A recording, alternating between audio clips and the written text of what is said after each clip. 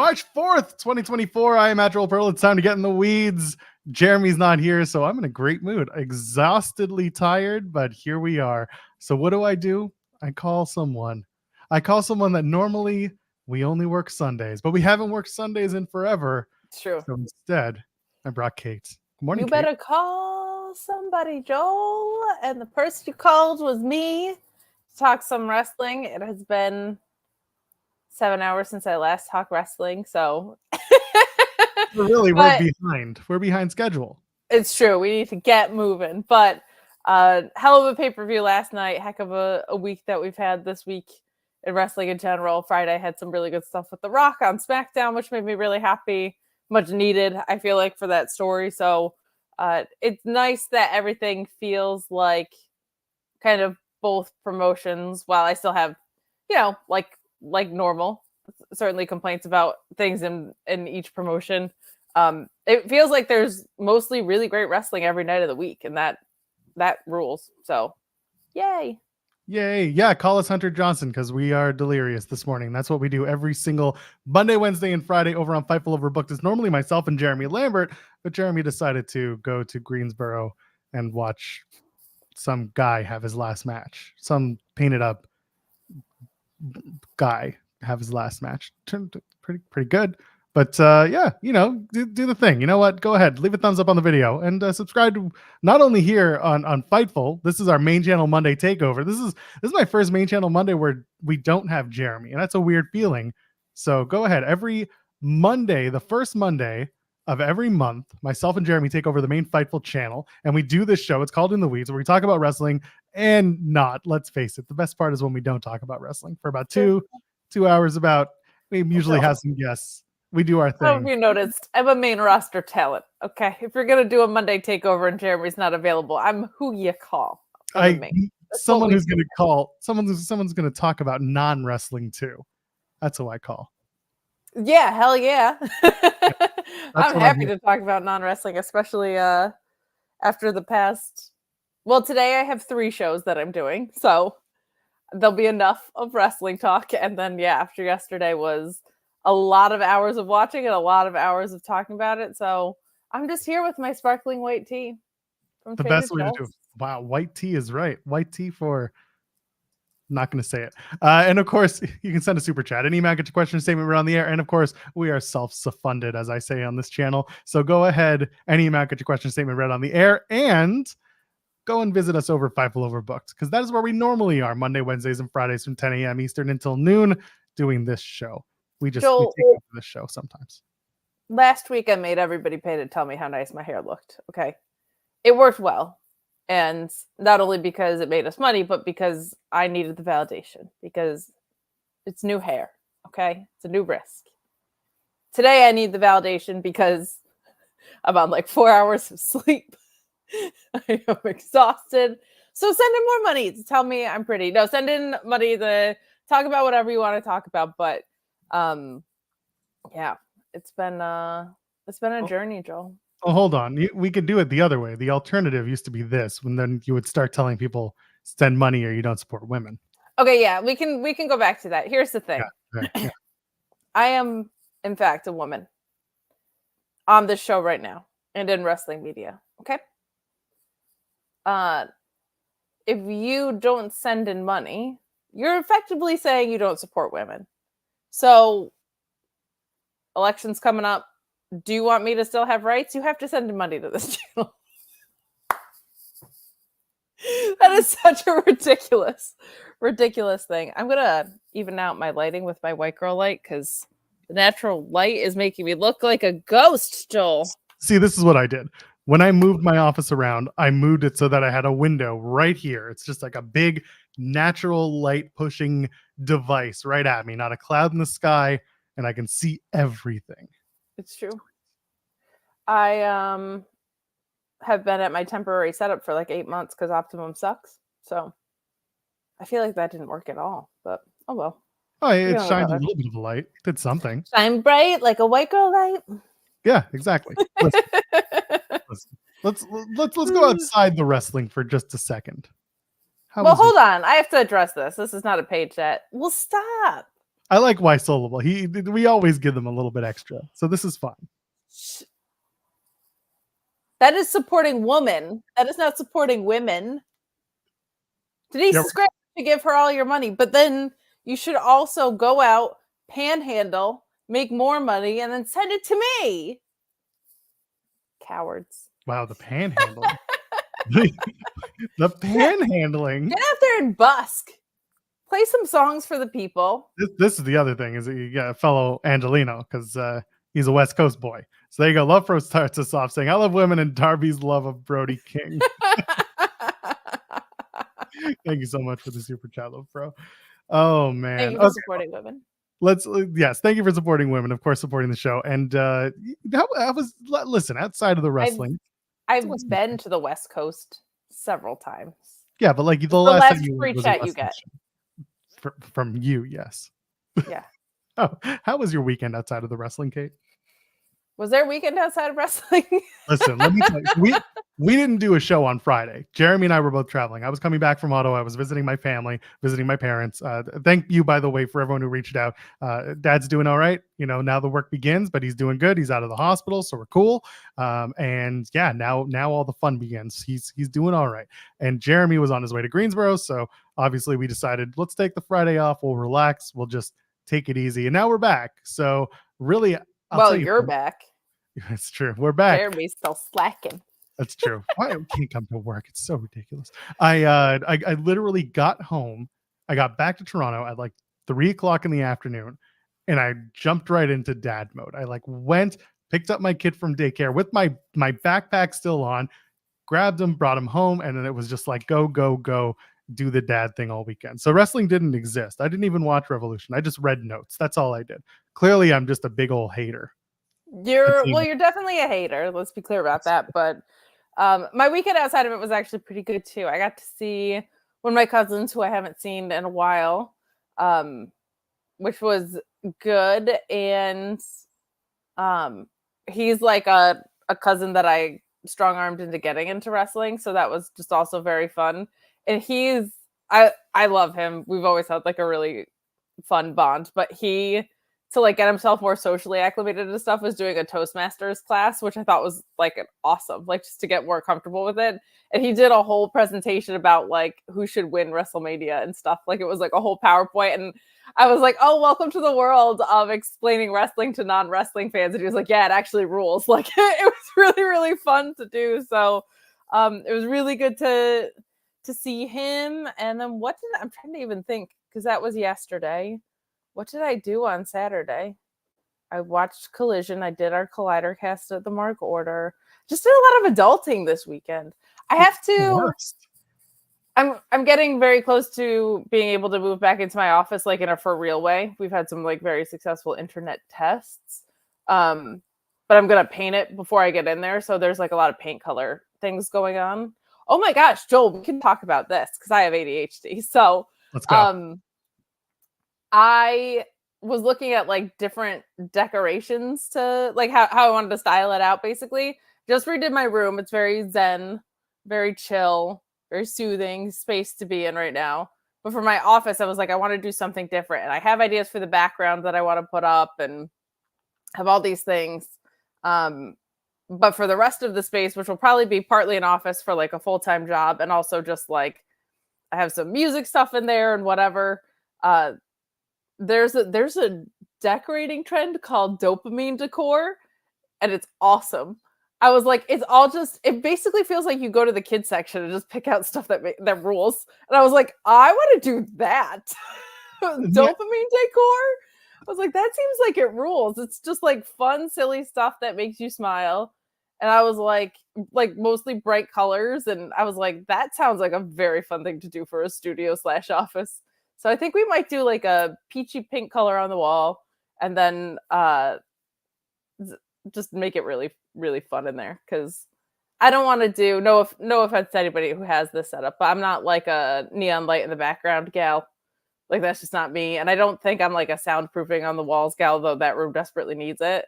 So I'm trying to figure it out, but I'm not gonna spoil what my background's gonna be, because if it works, it's gonna be really cool. It's just gonna be an Eddie Kingston banner. That's it. Like you've already gotten it commissioned. It's like when you know the fat heads. Do you know what those are? Do you have those Yeah. Yeah. It's just a giant Eddie Kingston fat head behind me is gonna be the way to go. He's always staring and always judging, but somehow Always loving me. but always, just happy to be here. Hell yeah. He's always just looking like, hey, work harder. And you're just like, okay, yes, sir. And he's like, Okay. but also you look great today. Just want Yeah, exactly. Eddie vibes. He's the best. Oh Love my Eddie Kingston goodness. so I don't know. much. Who would have neon lights in their room? Who would do such a thing? It seems like a weird thing to do. No, only weirdos. Right? It's just the worst. I forgot to turn on one of my neon lights in the background. You have a cool setup though. I like yours. Because you have the neon lights, but it's lighting. It's not like Yeah, they're proper lights. I can turn them Yeah. into regular white lights to watch shows at night by. So like I'll sit in that chair behind me with this lamp on an actual, just a white light and be comfortable. It's nice. And your music stuff is back in there too, right? So Yeah, I want to the vibes in there are important because you do a lot of work in there and a lot of creative work in there. Yeah, I mean, you've seen this room. You've slept on a giant mattress in the middle of this room. Well, You know what that's it's like. the thing is I was slept on a giant mattress in the middle of the room, so I don't remember like what it looks like properly set up. But Yeah. Okay, this is dangerous. This is very dangerous, and I don't know why we're letting this happen. I don't know if you want. This is a bad idea. Are you safe? Yeah, I'm parked. Oh, you're parked. Okay. Okay. Yeah. Jeremy Lambert's here. Good morning. Jeremy. Set my phone up. I don't know. Can I turn it that way? Hold on. Let me do my Sean Ross Sapp bit. Okay. Hey, do you feel like legs? every wrestler who's ever done an interview with us right now? No, I guess a little bit. Yeah. All right. There we go. Jeremy, you are facing Christian Blake for the GCW title. Tell us all about it. Is it Christian Blake? I did. This is where my brain is at. I was up doing sour grabs till 3:30 in the morning. Christian, you're facing Christian Bale for the GCW title tomorrow. Well, third best Batman, Christian Bale.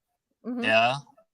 Behind Ben Affleck and Val Kilmer. It's only Val Kilmer. There you go. It's the only other option. Jeremy, how are you? Tell us about yesterday. Cass did not die yesterday, so I can report that. Nice. Did you get a scorpion tattoo with the girls? No, they didn't invite me. That was a girls only thing, you know. Wow. Invite me to that. That's sexist. I'm sorry they did that to you. They didn't duck me though. Haley and Kylie went out to karaoke, and we sang some karaoke songs. We broke the karaoke machine doing Creed, SB3 and I. Too much power, you know. They could only go so high. We wanted to take them higher, and they could only go high. So that was their sacrifice, to be honest. So we did higher, and like it cut off right before the chorus. So we did the chorus a cappella, but then the machine was broken. And so we were like, well, now we want to do My Sacrifice. So we did My Sacrifice after. So they got a 2-for-1 special from SB3 and I. That's beautiful. And then I saw, was it Dragula that the gals were doing? I saw a lot of, I texted Kylie. I was like, there's so many white people jumping on my timeline right now. It made me very happy. I don't know who that was. Like, I don't understand that music. I don't listen to that music. But, you know, I was in the moment. I was headbanging to whatever song they were doing. So bless them. They came out. We had a lot of fun on what was that, Saturday night, I guess, doing karaoke. Oh, yeah. There was allegedly a wrestling show last night. Yeah, whatever. Never heard about it. Don't know what happened there. Although the Dragula thing, I feel like the Dragula thing was because of Jarrett Bailey. They were doing it as a tribute. No, they're like, Haley is like into that music. We were singing, by the way, shout out to Colby and Kylie. Haley was completely confused when Friends in Low Places came on. And we were surrounding her singing it at the top of our lungs. And she looked like she wanted to be in a lower place. She looked like she was in hell, honestly. Like she wanted to do with any of us at that point. That poor woman. What did So you do? you were like, "Can you take me higher?" And then you were like, "But my friends are in low places." There's just it's a lot of elevation in your karaoke choices. And then we all got elevated last night as well. So Hell yeah. That was a great match. That match was awesome. Wasn't for me. Too many finisher kickouts. Too many, two counts. But 7 stars. Wasn't for me. 7 stars. Wasn't for you. 7 stars. Very fair. I am like, so I love false finishes. If you could get me on a good 2 count, you could do 8 of them in a row. I am a huge fan. Too many false finishes, but still 7 stars. Maybe 8 stars. 7 stars. Yeah. I thought Kyle O'Reilly was CM Punk. I thought he grew the hair back out and he had the beard. I was like, oh, Punk's back. Let's go. Yeah, but then Kyle O'Reilly, which was still cool. And then I was like, oh no, CM Punk punched Sting backstage. I was very no. Kyle has that stance though. Like once you see him hit that like hunched over gremlin wrestling stance, you're like, I know who that is. Punk's a shooter. Punk's been in the UFC. It's a good, UFC stance as well. Yeah. Let's go over one of these. Yeah, Jeremy has not slept. I'm driving back for 7 hours, and I'll be back home here shortly. Well, not shortly, still another like 5 hours, but drive safely. You got a lot of caffeine? Bojangles sweet tea, everybody. Yeah, there it is. We're not sponsored. We should be sponsored, honestly, by Bojangles. But yeah, Bojangles tea is all the caffeine in the world you need. Did you go to the post-show presser or just Sean? No, I didn't. So ultimate rib that I didn't want to work the post-show presser, but I'm very stupid. And I got back to my hotel and like the press conference was still going. And I'm like, of course it was. It had just started when you got there. Well, yeah, honestly, like we got out in good time, to be honest. Like I was back in my hotel by like 1 o'clock, which is not terrible when you consider, like, we hung around for a little bit, but the press conference is still going, and I'm like, sorry, you know what? Let me like do some articles instead of not working. So I ribbed myself into just working when I didn't have to last night. So what can you do? Is it because it's about driving? It's about power, Jeremy. It's because I'm just dumb, honestly. That's the other line in the song. I was trying to make you sound motivated, and you're like, "No, I'm dumb." No, I'm just kind of stupid. I'm like, you know what? Stuff needs to get done. I'm not going to sleep anyway, so might as well get some work. Like, what else is I gonna do stuff, sir? Yeah, but what else is I gonna do at my hotel at like 1 a.m.? Like, just sit there, shower, other go to things. bed. Work on our Mac and Me promo scripts. Nah, none of that sounds fun. I'd rather ruin your life with Cass, maybe. I'd rather listen to Tony Khan. I mean, hanging out with Cass is always very good. Cass, bless that man. Jeremy Shoots on Cassidy Haynes would rather listen to Tony Khan at a scrum. Cass probably, yeah.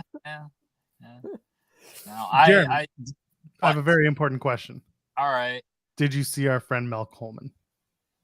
No. I was not there for the little meetup before the show. So I didn't get. I went to dinner or late, all early, whatever.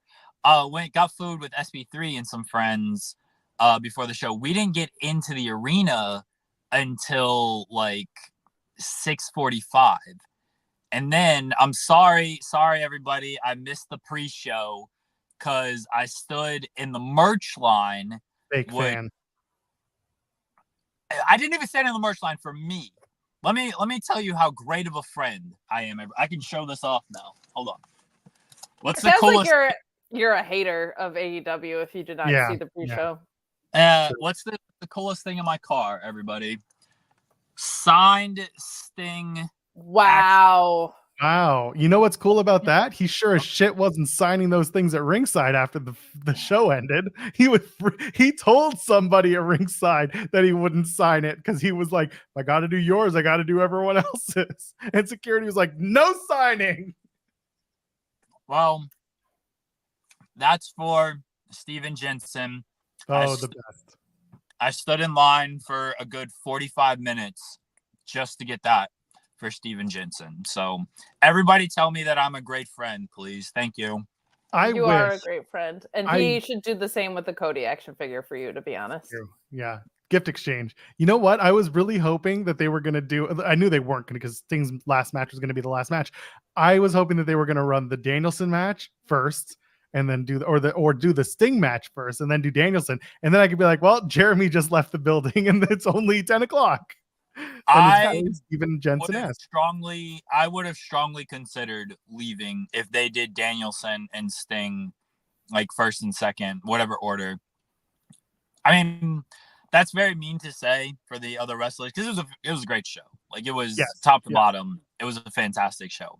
But yeah, I was there for Sting and then also Danielson. So if they got them out of the way, I'd be like, yeah, now I actually can go back to the hotel and just sleep. Like, why am I gonna hang out here? You wouldn't say. I felt like the All-Star Scramble should have made evented, but this was my, I guess, my Kate moment. I didn't do it during a women's match, but am I a scramble hater because I went and got food during that match? I had to go get popcorn. Wow, you hate men's wrestling. Yeah, I hate Jericho. No. It's not specific performers. It's just the gender. You hate men's wrestling. Wow. Mission Pro Wrestling coverage star Jeremy Lambert over here. It wasn't the meat match, so like you can't say that like I hate meat matches. Sure. It was very funny because the Danielson match ended, and I'm sitting with SP3 and Cass, and they both immediately just got up, and they're like, "Food run." I'm like, "What?" And like the scramble match is next. I was like, oh, okay, food run. So it was a coordinated food run as we knew the scramble match was next. Cass is like, I got a taco in my truck. I'm going to go get it. I'll tell you what, Cass, the first year that they did Grand Slam when there was Danielson Omega, the lines were insane because it was like the first event that they had run there post-COVID. And it was just a disaster. And it was so hot in that building. And we finally made it to the front of the line. And I was like, Danielson Omega is starting. Like, I am finally at the front of this line and I'm leaving this line. Like, I'm not missing a single second of that match. And Cass was like, I'll get your waters. Go. I was like, are you serious? This was the first time I met the man. And he was like, go. He was like, don't worry about it. Like, we're at the front of the line. Just go. And then he like texted me. He was like, I'm at the top of the ramp with your waters. He paid for them all. He comes out like he's one of the vendors. Like, what a sweetheart. Cass, saved my life. Cass is the absolute best. I'm glad we got to hang out. We hung out before the show and then we watched the show together. All right, I'm going to get back on the road here in a second, but I want to wrap myself up. Do we have partner promo punch, Joel? Yeah, Jeremy Lambert, we play a little game on the show called Partner Promo Punch to the Face. So I'm going to give you 3 names, and you're going to pick which one you want to partner with in a tag team match, which one you want to promo with against in the ring in a promo, and which one you want to have a singles match with, hence Punch in the Face. Andrew Thompson, John Pollock, Sean Ross Sapp, Jeremy Lambert, Partner Promo Punch in the Face. Oh, I got a partner with the GOAT. Yeah, that's an easy choice. Okay. I thought maybe you want to make more money, but okay. No, I'm not here to make friends. I'm here to make money. But the more money is for the bigger match. I don't know who the hottest match is against. Well, I'm keep in mind that the best job toe hold in the business is in this. So I'm partnering with Andrew because he's the GOAT and he'll do all the work. So I can actually like take a break. If Andrew's around, I can take breaks. Like no breaks, cowards. No breaks. I'll promo with John Pollock because like he's Canadian and like kind of nice, so I feel like I could just slaughter him on the mic. Honestly, he's very factual, but he's not very his promo skills would be lacking in this department. Yeah, I think I could just cut the same promo Dana White cut on him, and like everyone loved that shit. So Jesus Christ. That fuck Dana White for that, by the way. Yes. Fuck Dana White.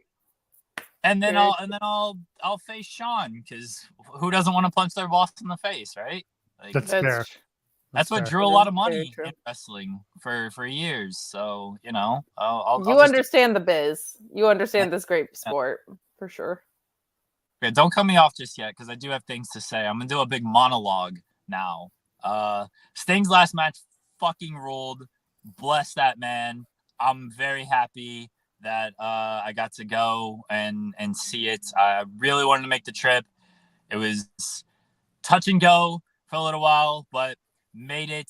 Had a great time. Very glad to see Stings. I don't know if people saw the picture, but there was 7-year-old me. And you know what? I have it. Look at this. Look at this little stinger. You have the printed one? Yeah, That's my mom hilarious. brought. I had lunch with my mom on Saturday, and she brought it to me. So yes, I have it with me. So little 7-year-old Stinger Jeremy was very happy that I got to be there for his last match. As always, I give a shout out to the wife, because she's the true star who does everything at home, while I get to go watch men wrestle in, I guess now, t-shirts and tights, sometimes underwear. But, you know, without her holding down the fort at home, I would not be able to do a lot of these silly things that I like to do. So appreciate her. Big wife guy, this person here. And yeah, very true. Yeah. Last thing. I don't know if we take it for granted. By we, I mean us three. It's very humbling getting like stopped. Like, I was in a food line and I was like leaving. I got my food and somebody was like, Jeremy. And I'm like, hello. I didn't know who the person was. It wasn't like a media person or anything. And like, oh, sorry, that must have been weird. I was like, no, like you're fine. He's like, sorry, like, I know you don't know me. Like, I read your work. Like, big fan. Is like, oh shit, sorry to hear that. Like, that sucks. I'm sorry. Hope you like Brad Danielson headlines. Like,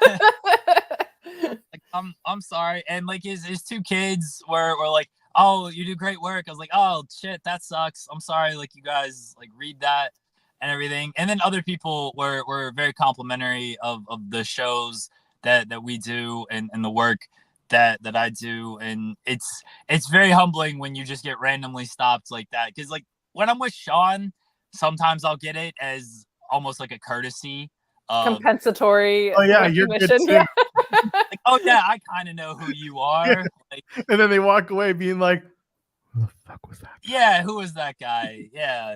But like actually like getting stopped while I'm just like walking or standing or talking to somebody else is very humbling. And so I appreciate that, you know, people said nice things, or we got to meet a lot of people, got to hang out with a lot of people. I appreciate everybody who supports the work that we all do, especially this show, especially Spotlight, and all the written work that I do. So yeah, I hope everyone had a great time watching the show last night. I had a great time attending the show, and that's all. I don't have anything else to plug. I'm getting a bunch of messages. I don't want any of that. Shout out to Sean and Denise. That very fun dinner on Saturday. Good. Denise and I did not coordinate our Taylor Swift shirts, by the way. That was legitimately the most asked question to me is people saw that picture and they're like, did you and Denise plan to wear Taylor Swift shirts? I'm like, no, we're just on that level. Like, we go out, we're wearing our Taylor Swift shirts. So that was not a planned coordination. We just happened to do that. But met a lot of people, SP3, Cass, Sean, Denise. I've met them before. But Haley and Kylie and a bunch of other people. Ricky Chino, I sat near him. It was a lot of fun. That's what I'm trying to say. Good. And I haven't slept. And now I got to drive for 5 more hours. So I'll hang up and listen. Bye, everybody. Please be safe. Joel, do you want to do the thing where, I can't like pop myself back on the show. Otherwise I'd like try to like add myself back as you. Anyway, so Jeremy Lambert was great. It was really nice to see him this morning. He'll be back on Wednesday for our show. Bye, Jeremy. Am I gonna be back on Wednesday? I hope so, unless I gotta find another replacement for you on Wednesday. I don't plug FMC. I don't work Wednesdays, brother.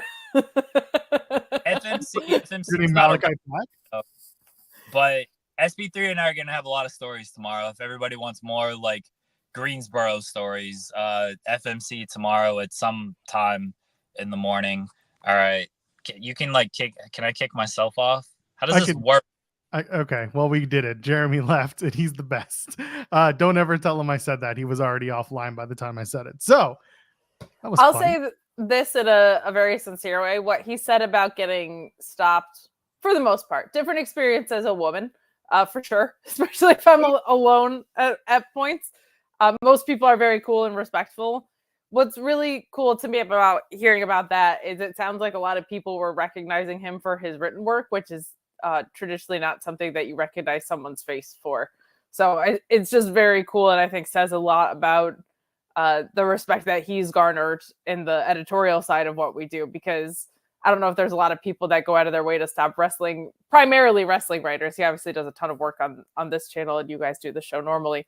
But I think it's very cool that people were stopping him about his written work, and because that just means you've sought out who's behind it, which I think is an incredibly cool thing for somebody to experience it, and he deserves it. Like, he's quite literally the best at this, especially the headline side of it, not just because of the Danielson ones, but there's a lot that goes into being a really great headline writer. So that's awesome, and it makes me really happy. And it also made me happy.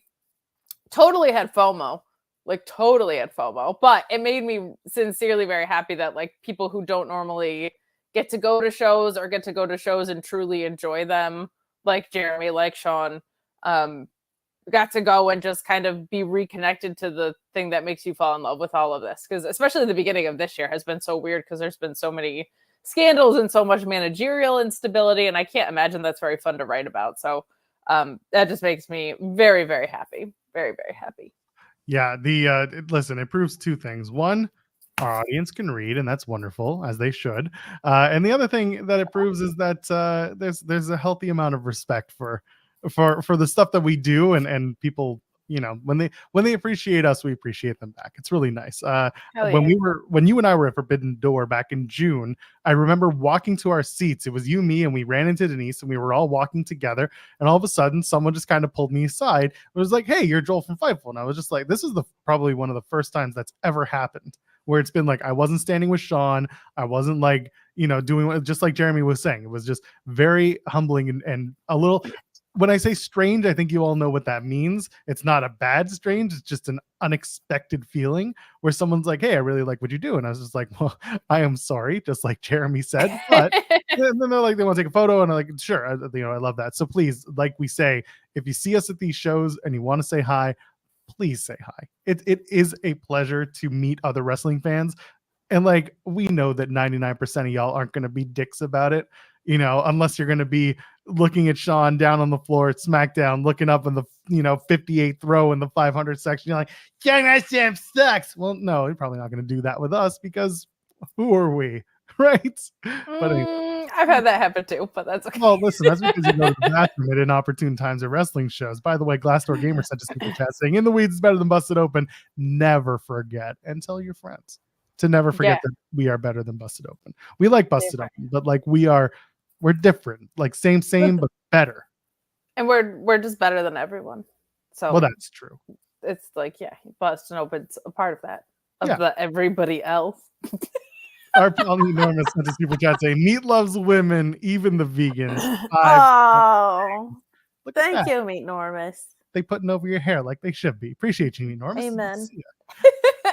Let's get a couple of more super chats in here. Chi-Town Spurs says, "Revolution and Dune 2, goated weekend for watching things and doing nothing else." Chi-Town Spurs, did you get the special popcorn cup, the Dune, the Ducey? Did you get it? Did you see this? Tell me, what is this? No, tell me about this. So I know this is definitely in Canada. They had a special commemorative Dune 2 popcorn cup, and it looked like you were sticking your hand into something that you would potentially stick other things into. if you were of the male-facing persuasion. Oh, I had not seen that. But Yeah, it sounds like a bad idea. you can call it the Dune light. You can call it the Flesh Dune. I don't know what you want to call it, but it exists. Dude. Yeah. Yikes for them, but hysterical for the rest of us. Matt Viviani, who was on the show last week, he got one of those. So he's got a photo on his Twitter. Go follow him. He's got the photos. They exist. Go find them. They're there. Has chat piped in yet? Have you guys found it yet? I did. Oh, that rules. It's a butt. It's a butt. He touched the butt. He did. Hey, we've been on for like a half hour. Why hasn't Andrew Zarian come on and told me numbers about things? I thought that was a part of the deal. When you're on In the Weeds, Andrew Zarian comes on. He knows where we are. He's in this chat. I saw him. I saw this. I saw him too. I feel like he should. Like, I just thought that was part of what happened when you were on the show, because this is my first time on. Like, I thought Zarian just comes on and tells you numbers. Well, you did that one. You did that one surprise appearance when Jeremy's internet completely crapped out. Yeah, that's right. I forgot about that. I was like, I can empathize. I know what it's like to have terrible internet and it crap out on you at very key times. My favorite time my internet ever shat the bed was, it got like really bad one time on a SmackDown show, and it was just me and Cardoza, and then Sean hopped on, and because Pulowski saw what happened, he hopped on. So I thought Cardoza was solo. I look back at my stream. There's now Sean and Alex there. It took me forever. Like, I'm talking 10, 12 minutes to get back on and stable. And I come back on and I'm like, okay, so where are we at in SmackDown? Sean had just emptied his GIF and video folder the entire time I was gone. They made no progress on the actual review of SmackDown. I was like, oh, that's good. We won't go forever. And this was when we were doing Rampage and SmackDown. So I was like, okay, I'll like come back in, see where we're at. I have my notes, whatever. And he was like, oh no, I've just been emptying my video folder. I was like, great use of Pulowski's time, by the way, coming in there to help out like a good Samaritan. What else is he going to do? What else? Alex Pulowski hates wrestling. It's fine. Like, what are we doing here? By the way, I have to point this out. I just did a Twitter scroll. Matthew Raywalt, 2 minutes ago, I shit you not, going to see Dune 2 today. Do I get the popcorn bucket? Yes, it's an obvious why. Oh, everybody go tell Matt Raywalt, the former Aiden English. Go tell him, yes, absolutely. Go get the Dunacy.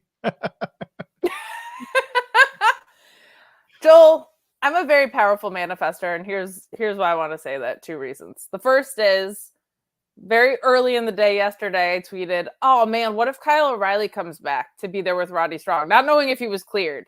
Just being like, oh, that would be such a special moment if Roddy went over and KOR arrived. Boom, he did. He was there. And then... Hold on. And then...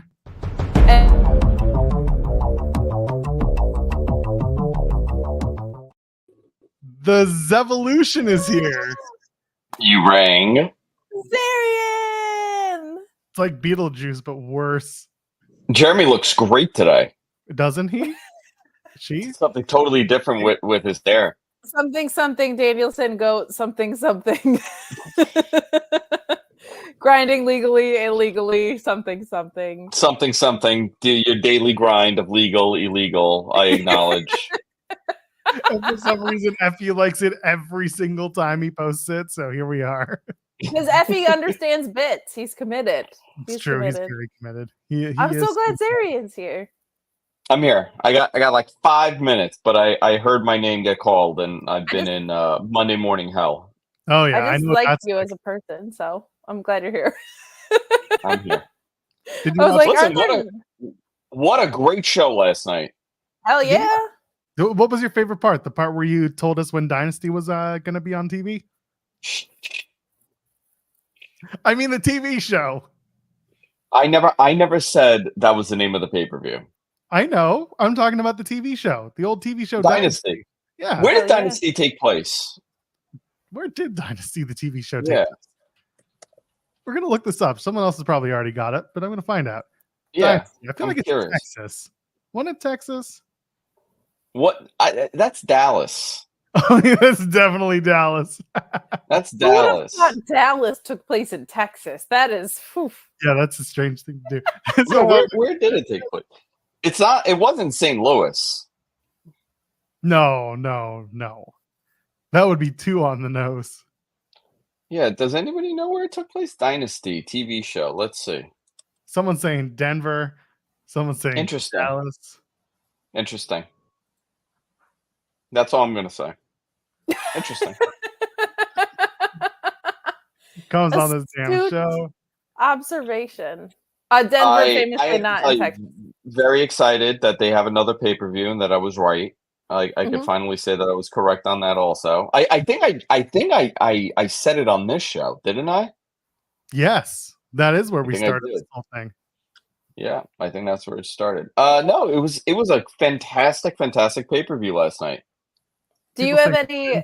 So I started watching in 2009, so I don't have like a ton of Sting memories from like real-time attachment, like outside of this AEW run and getting to see him live. I mostly saw like the WWE run, which famously not great.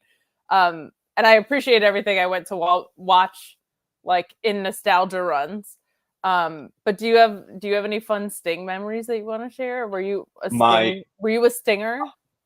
So I guess I was. My grandmother was a huge WCW fan. That rules. Because Right away, she that loved rules. Flair, loved Dusty, the coats and the jacket. Like, she didn't speak any English. You come to America, you put on TV, and there's this lunatic ranting and raving with his blonde hair. You kind of like gonna stop and watch. So my grandmother was a big fan of Ric Flair. So we watched WCW on Saturday nights, and probably it's like early 90, 91 Sting. That's my first memory of him. His feud with Vader, obviously huge for me, because I really liked Vader. I don't know why as a kid. It was like a weird thing. How don't you like Vader as a kid? Like he's so it's like cool. a 4-year-old. It's like a 6-year-old. You're like doing this, this thing. But it was awesome. They gave him a really great send off. I didn't think they were going to let people go home unhappy. You sometimes have to take yourself out of the WWE thought process of things. Like if this was WWE, obviously he would have ate the pin after like the 18th false finish. Sure. But it's not WWE, and they wanted everyone to go home. They did the schmaz. Everybody got involved, which I was hoping they would do. It was a great match. I thought Darby killed himself. I mean, that was insane. Yeah. He's back. But overall, I mean, this is one of their best shows that they've ever done. Yeah. I always said All Out 21, right? That was the one. That was their bar. That was an unbelievable show. I'm biased. I was there. So I had the best time in the world being there. But I would say this was a better pro wrestling show. Their best pay-per-view, arguably. It's great because it's the momentum. They are going into something huge right now with the momentum that they have with Mercedes coming in and Okada. But it is, I'm feeling the difference now. Everybody kind of feels that momentum shifting. They also did a really good thing with pacing, right? We talk about All Out 2021 when they brought back, not brought back, but they brought in, you got CM Punk, and then you had the Ruby Soho match, and then you had Danielson and Cole in the same segment coming in. You had Kyle O'Reilly and Kyle Fletcher return in the same night, and they did it in a way where it's like Fletcher was immediately put into a match that matters, and then Kyle O'Reilly's the only one who made you think like what's happening next, whereas when Danielson and Cole arrived, it was like what happens next to both of them? Where do they slot in? And I really like that they actually found meaningful places for the two guys that they brought back to the show, and I think that was really worth mentioning. I have to leave. I have an emergency phone call coming in. Oh dear. Well, thank you for stopping by. I'm gonna get yelled at. I'll call you back. Tell the Jaguars miss him. Andrew Zarian. He'll be back. He always comes back. By the way, Denver, Colorado for Dynasty. That's what, I got a text message saying that, and the chat is saying that. So good enough for me. Who's texting you this information? Doesn't matter. It's not important. Wow. I need to know who's watching this show that suddenly has your cell phone number. You want to be honest, I got 3 text messages that it was from Denver, Colorado. From Denver. It was the state of Denver, the state of Colorado, being like all of them. us. It's us. It was me. It was me. Ryan Lambert sent a super chat saying we get our every 6-month show of Deep Vigil and Snazzy Arcade. Yay! Sadly can't stay, but sending you all and women the love as usual. Thank you, Ryan. Yeah, this is actually Ryan. this is my travel view because it's a very what's the word? It's a sweat and wick resistant shirt. It just happens to be very deep V. Now stop trying to Yeah, it's because it's sweat resistant. That's what it is. Yeah, well, I mean, it's not the deep plunge. Okay. It was a free shirt, but it's also Don't very starting an OnlyFans. Oh, buddy, if I could make money that way, I'd be all for it. It's like not a dry fit. I don't know, someone got it for me. It was free because it's about fashion, and if that's one thing I know, it's how to be fashionable. Let's talk about Sting real quick. This thing with Sting was actually he's a guy who played bass guitar for a band called The Police, and then found a lot of success later on doing his own solo stuff. Did you know? I actually know the guy who plays or used to play fiddle in Sting's band. I'm not kidding. Is that for real? Yeah, it's for real. So, I genuinely love obscure connections like that.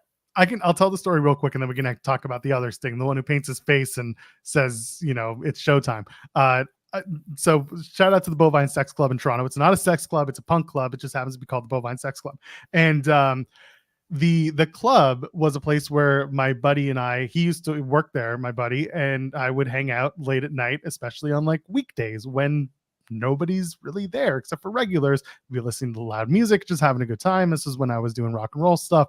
And we were just there one, Sunday or Monday night. And this dude walks in, got an Irish accent. And we're like, oh, okay, that's cool. Didn't think anything of it. And then all of a sudden, a bunch of regulars were talking at him because he had an accent. And of course, the regulars are mostly people who are like, I'm Irish too. I have Irish family. We're not sure.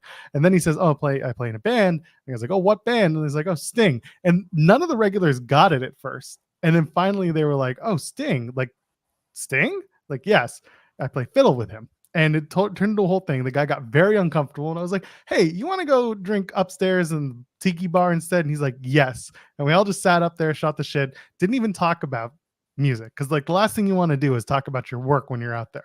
We had a really nice night. I got home at 7 a.m. My roommate at the time was just leaving for work when I got back. And he's just like, where were you? And I'm like, never going to believe it. And I just crashed for the afternoon. It was a good time. So shout out to Pete. He's a good dude. Miss you, buddy. But yeah, there you go. Was there snow that followed him everywhere he went? And did he have a bat? There was snow, but it wasn't any that I would have been into. So I'll put it like that. It was the summertime. Yes, it was the summer. People were up. Don't blow your nose on air because they'll tell you are a winter fanatic if that's the case. True. I am Canadian, so clearly winter is everywhere. So there you go. You guys don't have seasons in Canada, right?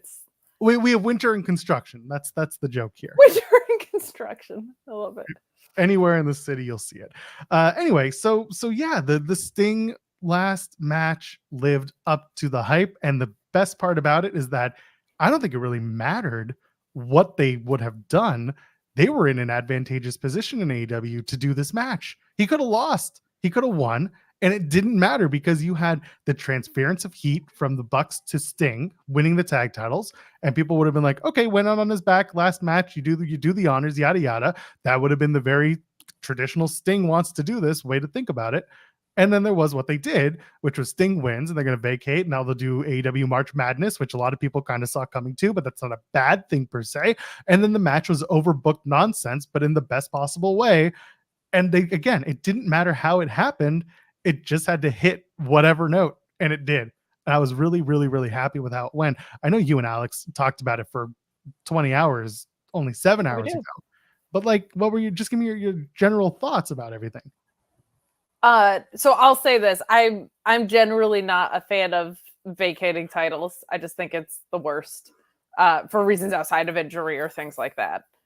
But this one, actually, because of the moment that it was leading to, and because the tag team division needs a hard reset so badly right now, I thought vacating the titles was a great call because that tournament will hopefully refresh things. The multi-man picture in AEW has not been strong in a long time for both the trios and the tag titles. So vacating here gives you the opportunity to do some really cool stuff. It allows you to bring in teams from the outside if you want to. I've been a huge proponent of GYV in that role. I think there's a lot of really healthy things for the product that could come out of a tag tournament, as well as you have this amazing moment with Sting, right? I absolutely adore the way that they incorporated his sons into this. I loved that they all did the Stinger splashes in the quarter. This EVP characters with the Young Bucks is some of my favorite work that they've ever done. I'm having so much fun with it. Perfect foil for this. I don't care about Ric Flair at all. I don't need him here in my life whatsoever, but I understand the purpose that he served and the context in which that they were doing all of this, right? So I can appreciate from the wrestling standpoint the way that they did this. Ric Flair, not for me. Get him off my screen. Not a fan for many, many reasons, but this is an example of AEW doing what they do really well in tributes. Like, they do tributes across the board extremely well. So I felt like it was a great way to close the show. And I knew they were going to vacate as soon as I found out that was the main event, because you don't want to, I don't think you want to end on Sting losing, but this is good. And I'm excited to see what it does for the tag team division as well. Like, that's an important piece of this. I'm glad that there's a redemption arc for you and I right now, because the last time you and I sat here talking about anyone's having their last match, it was Ric Flair. Oh, and God, it was. Our Ric Flair's last match. Ooh, that review. Ooh. Most uncomfortable I've ever been watching a match. There's been like uncomfortable moments, like Darby yesterday. I was like, he's dead. He died. We just saw Darby die. But it was so gnarly, dude. But the entirety of the Ric Flair match, that the chat was how I felt that night, was just like, this feels like elder abuse. This is so uncomfortable. So yeah, we went on a rant. Speaking of rants, he's back. Hey! Back. I'm so sorry. I this morning I processed a very high number for one of my clients on their Amex, and they called me in a panic, screaming, "What the hell? Why would you process this? What is this for?" And I go, "Services. You haven't paid me in months." And they go, "Oh, okay." That was it. For work, actually. I need you to pay me for the work that yeah. I do. And they're like, how come you didn't process it the last 2 months, 3 months? I'm like, I emailed you. I generally email you and say, hey, I'm gonna process this. You cool with it? And they respond. They hadn't responded. It took 3 months. So pay up, MFers. That's what's up. Good for you. I have the 90-day window too. When I have to charge people for stuff, I'm like, then it gets nasty. Yeah. But why does no one ever need a payment? The doom is here. I'm feeling the impending doom of New York hospitality. It's coming. Nobody payments are slower. Cards are getting declined. I got to process a different card now and then another card, and then you're splitting the payment twice in the month and not once. The end of the world is near. End of the world is near. We were talking about Sting. We were talking about how AEW basically couldn't lose with the outcome of this whole thing. How he could have won or he could have lost, and they were in the best position possible to say goodbye to Sting. What did you think? You saw that how it all went down. I know you liked how it played out, but just your general thoughts on the end of it. I loved it. I loved everything about it. It was done. You know, Tony's a fan of wrestling, right? Before being a businessman of wrestling. And you could tell based on this exact ending, on how this match was done, what a fan of Sting's he is, how grateful he was that he was able to get Sting. You know, in those early days, we didn't know. This is a guy that's career was over. WWE told us he can't wrestle again. He sat at home for years, didn't really do much. And then here comes Tony with this product, and he goes there and he has confidence in Tony to kind of do right by his legacy. And he did really great by his legacy. 29-0. He never lost. They kept it great. That is the streak.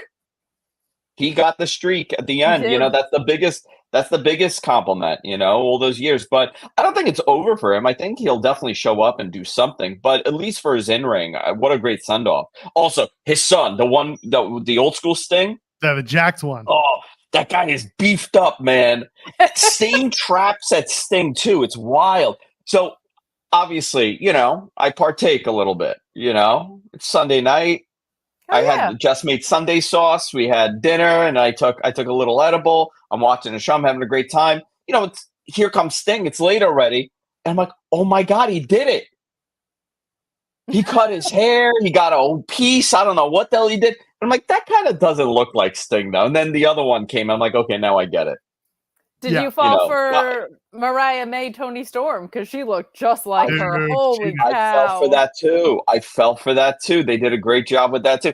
I really enjoyed the pay-per-view. And it's, I think for all of us that cover wrestling, it gets harder to enjoy them because you're thinking of it in a different light. You got to think your perspective, obviously, right? First.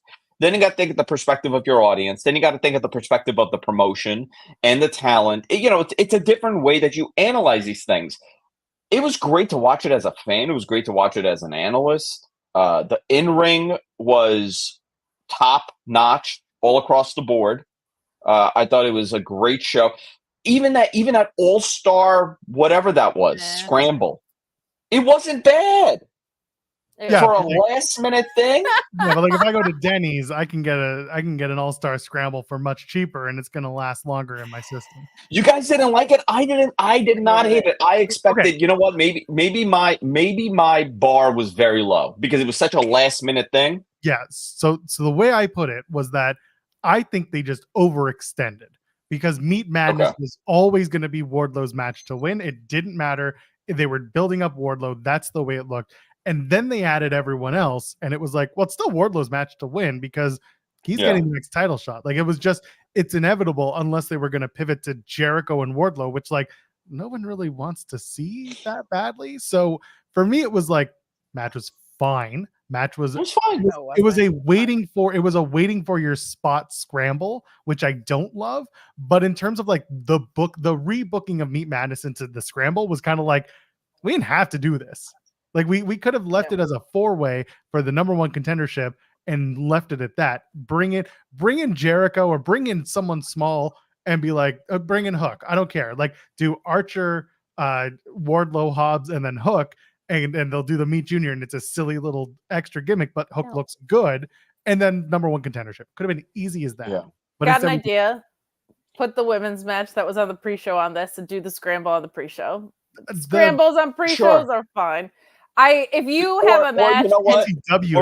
You don't do the match, or you don't do them. How long was this match? Long enough. That was part of this. It felt too long.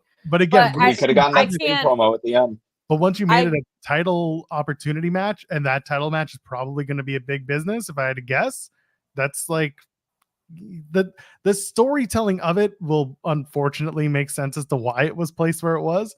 It just didn't need to be what it was. The title match is going to be placed where? I feel like they'll do it at Big Business. They'll do Wardlow and Joe at Big Business. Sorry, Kate.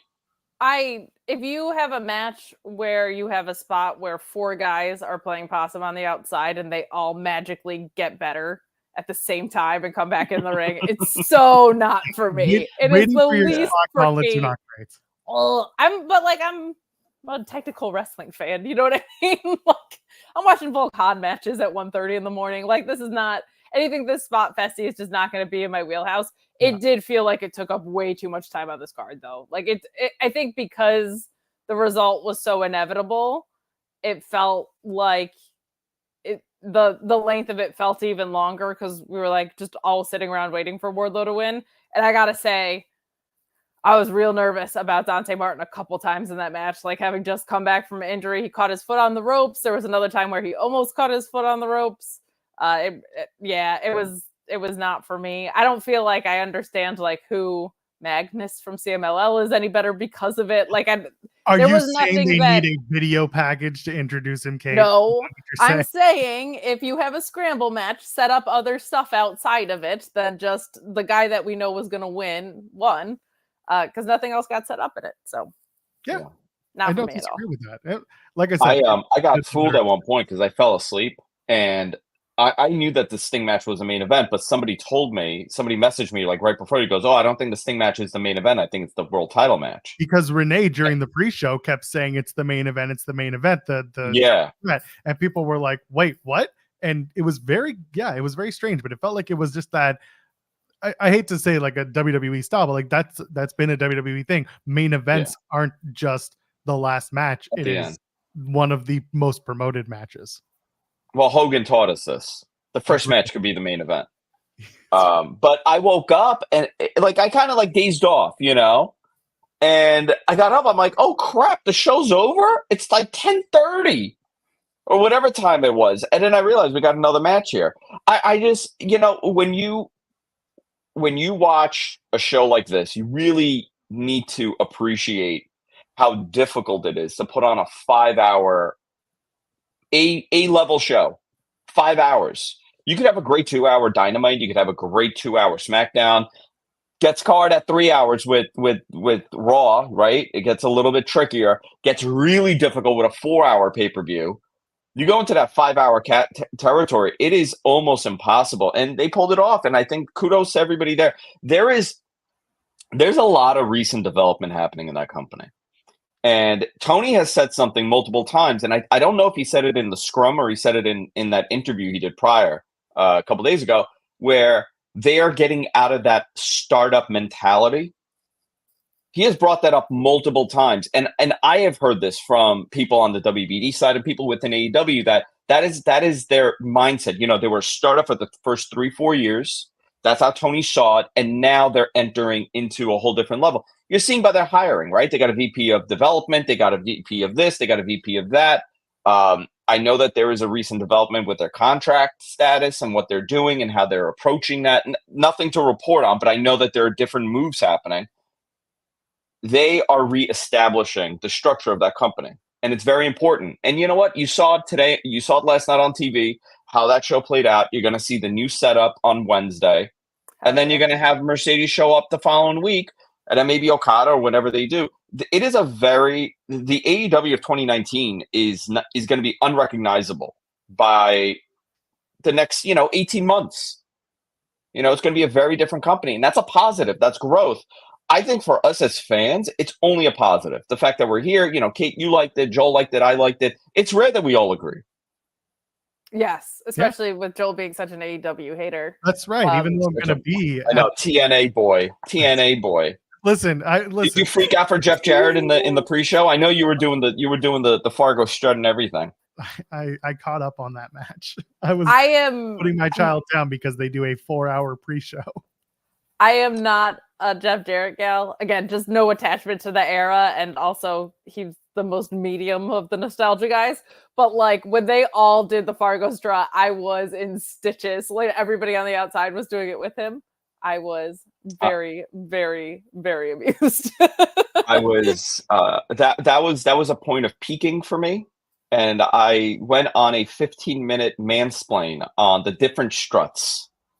From Fargo to Flair to my wife. I explained all the struts. Did you? She made the big mistake. She made the big mistake of saying, "Oh, that guy's copying Ric Flair." I said, "No, actually, no. There's a whole story here." And I went on this. She's like, "I don't care. I really don't." Like, I was just being polite. Did you do the struts for her just so she knew? Yeah, but I have my own variant because I do the show whenever I'm loaded at like a party. It's a variant of the of the Jarrett one because I do the 2 fingers. Yeah. And then I make a very obscene gesture with those 2 fingers. Oh, that's boy. how I end it. Yeah, you do it the British style, do you? I think it's a Zarian, not a variant. You can own that. It's a Zarian. I like it. Why so am I seeing you guys in Queens next month or no? Hold on, let's get to this. Yeah. What are you hearing about the Bleacher Report issues other than Bleacher Report just sucked?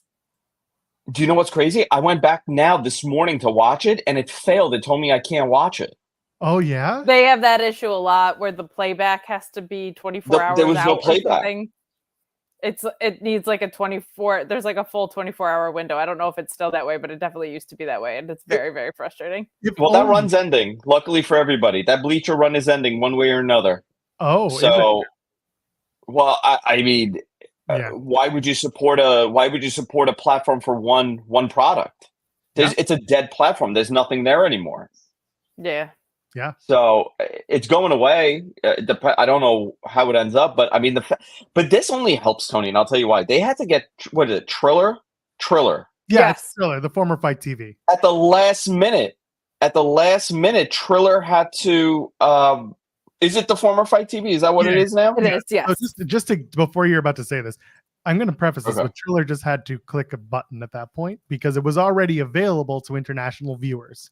So it was really just they had to toggle US allowance for that one. I'm sure they had to pay for it. Yeah, Or at well, least- and there's also that changes bandwidth and stuff, but It's yes. Triller. Well, Ain't I nothing mean, else on if TV. I'm Tony or whoever is negotiating this deal, I would be calling up whoever at Turner and saying, like, listen, guys, you maybe have lost out on 40,000, 50,000 buys Yeah. because people couldn't get their crap together. The optics of this look terrible. Can we expedite this? Because think about how much money that is. That's $50 per order.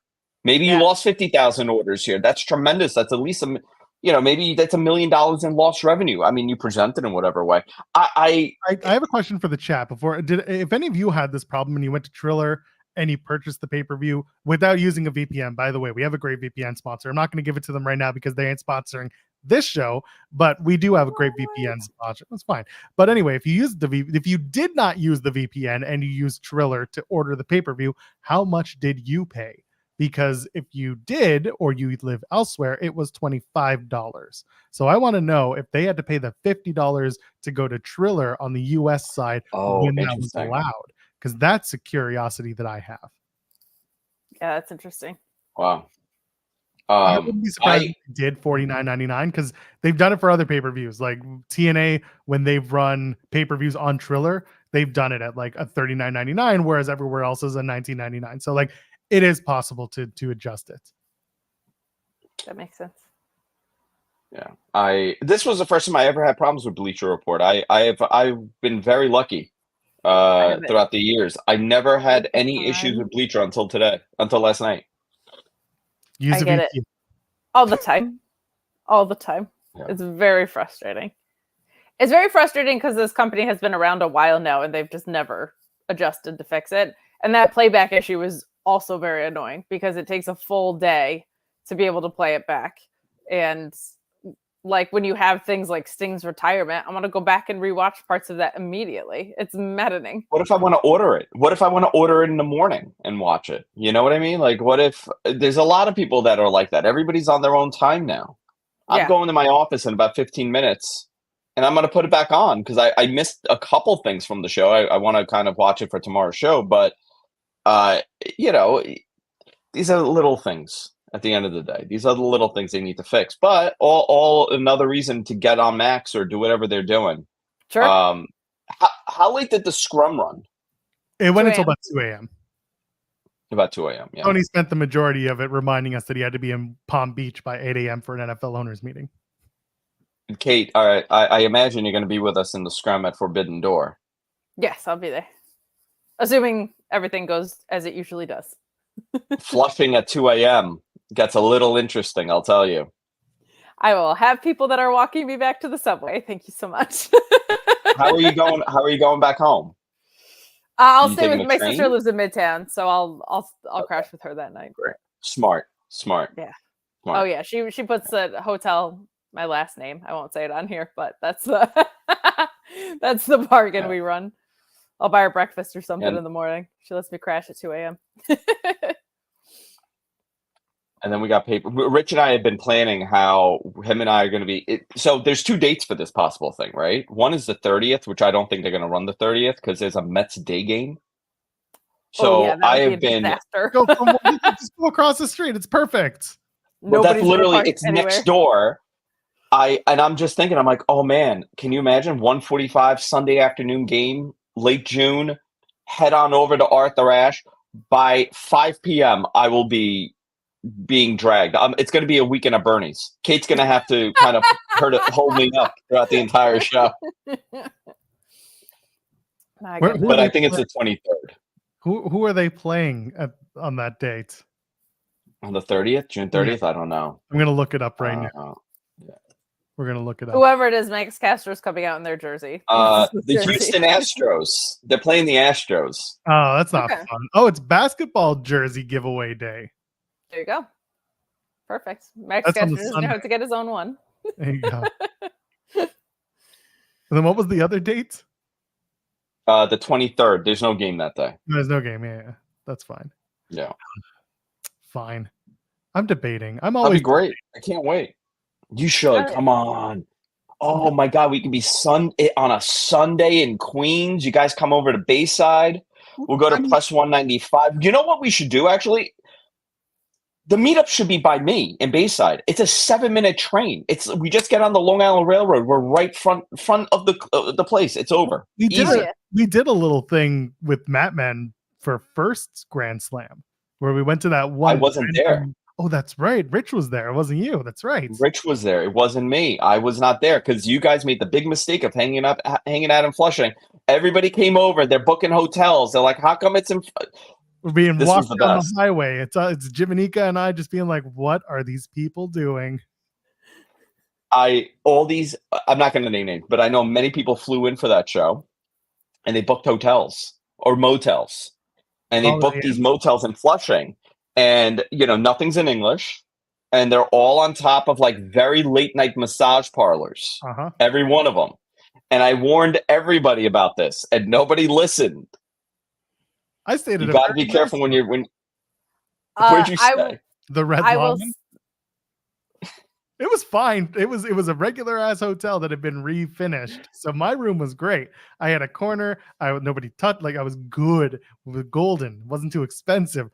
This is the problem with coming back. Like I've said this a billion times. Like AEW doesn't make it financially reasonable for any of us, and that's not ticket prices. I mean, like content wise, like for us to come down and make the trek. Like other than the post show press scrums and maybe like there's nothing for us to really do that makes a trip like this reasonable. And if it does, usually Sean's the one who goes. And at that point, it's just like, well, the resource is there, so it doesn't matter. But like with WWE, they're coming to Toronto for Money in the Bank. I'm probably going to go there, but I'm going to have to apply as Fightful overbooked because Sean's going to go as the head Fightful guy, and that's understandable.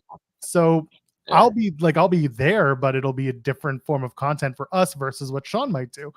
That being said, like, so it's got to be worthwhile for me to go and for me to ask for Jimmy or Sean to potentially fund it.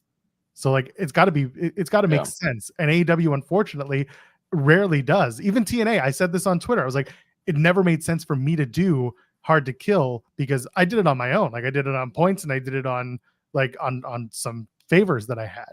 I'm probably not going back for Rebellion now for two reasons. One of which being there's a pay-per-view the night after the TNA show in St. Louis. So it doesn't make sense for me to do this when money's going to be tied up in that venture, which I understand.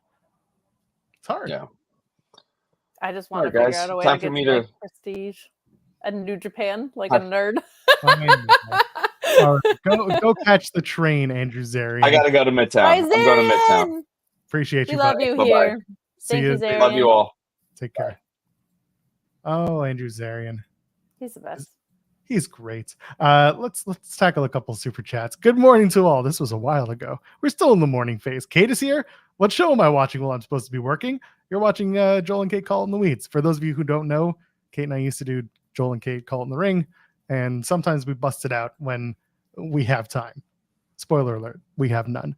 There's also shows on Sundays. And no, there aren't. What are you talking about? What show?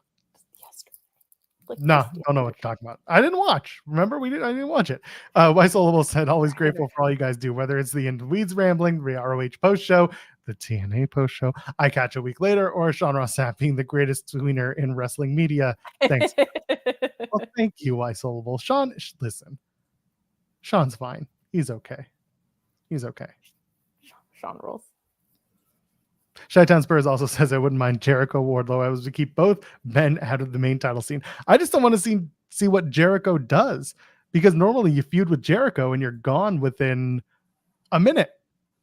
You know, what do you get from it? If it was a minute, I'd be thrilled. It takes like 11 months to go nowhere with that guy. You're right. It's an 11-month promo, but my point being, it's just nothing ever happens to your opponent if you're Chris Jericho in terms of the come up. Part of that is their own doing, though. Like, part of that is their own doing. When a feud ends with Jericho, they should have people go places. Ricky Starks should have gone somewhere. Eddie Kingston should have gone somewhere. Right now, and this has nothing to do with like any rumors of anything. This has to do with the fact that like he has not had a really strong match in a very long time. And the last match that he had that was like really good was Will Ospreay, who I'm pretty sure can make a broomstick look good, especially after what we saw last night. My God. So when the in-ring isn't there, you have to find ways to reallocate someone's value. And I don't think they have found that transition with Jericho. And also that guy should just not be a face. Like when they were doing baby stuff with Don Callis, I was like, what are we doing? Like, this is not the way to go with Jericho. So I think about this very often now since our interview with Fuego from a couple of weeks ago. And Fuego del Sol was talking about, what it is to be over. And he talked about, what Cody used to talk about this with Fuego and others in AEW when he was there. And it's the idea, that it is the merch movers, the ticket sellers and all that. And when AEW started, Chris Jericho was that guy. He was the huge name that had international and national, gravitas. People knew who he was and they liked his character. Unfortunately, every time you had Chris Jericho face somebody, like we said, he just gets nowadays just drawn into an ether and nothing happens at the end of the feud for the opponent. When really a guy like Jericho's point was to make another guy or to make them Correct. bigger than they were before. But it arguably never really happened with his opponents. And that was kind of the frustration. Yeah, there was part of it is because it took so damn long, I think. Like even with both stables, and you see that like Sammy Guevara has just gotten caught up in this vortex so many times that like it's like, man, that's supposed to be one of your pillars, and you just keep making him like Jericho's lapdog is not a good way to go with someone. It does seem like there's something transitional that needs to occur with him that hasn't clicked in yet, and I don't know what that is, but I do feel like they have to shorten the length of the feuds when Jericho's in a stable. I think he needs to work heel almost 100% of the time. And they just have to figure out a way to make his in-ring work differently than it did. Because he's in his 50s now. That's not like me dogging out anybody. That's a dude in his 50s who is probably going to have to adjust some things as we go on. But every time he's supposed to, he doesn't. He's like, watch me do this. Well, that is, Sean Twitter once, and then he's just like, no, not this time. Sean said it on Wednesday, and I agree that like you had an opportunity to, after a death match type thing with Jericho, send him away for a little bit because he had the Fosse tour, he had the Jericho cruise. Like that also makes the results of the match look better, and it gives people breathing room. And absence makes the heart grow fonder. We have not had an absence. I said yesterday, I feel like part of the reason Jericho was on this card is because I don't think he's ever not been on a pay-per-view yet. Like, so that might be a part of his legacy as he won the title for the first ever world champion of AEW. And he's been on every single one since, and he frequently opens pay-per-views. So I think they have a couple of things that they have to figure out how to unlock to maximize what his value is in AEW. Yeah, there's room for a guy like Jericho. He has value to their product. It's just, like you said, unlocking that value. Yes, 100%. And you're right, going away for a while wouldn't be so bad. I take a hint, Joel. No, just kidding. Take a day off from this channel. I'm kidding. No, we did on Friday, and every time I try to do it, Jeremy's like, "You're a coward. I'm not taking the day off," and that gets screwed. And we're all burnt out, and nothing happens. Luis Polito, thank you, Luis. Our great moderator says, sending this to send some love to y'all and to manifest a Sting Jr. and a heel to Sting and a tag tourney ASAP. Hope y'all have a good one. I saw that tweet already. You're not tape machines. They're not rolling for you. Stealing everyone else's gimmick. I get it. Extremely possible he came to that same conclusion on his own. Not gonna lie. No. Wrestling fans, we all share one brain. That's just that is correct. Everyone at Fightful specifically, all 40 of us think exactly the same as well. So that's right. There you go. Yeah, I'm telling you, synergy brain. Also on point.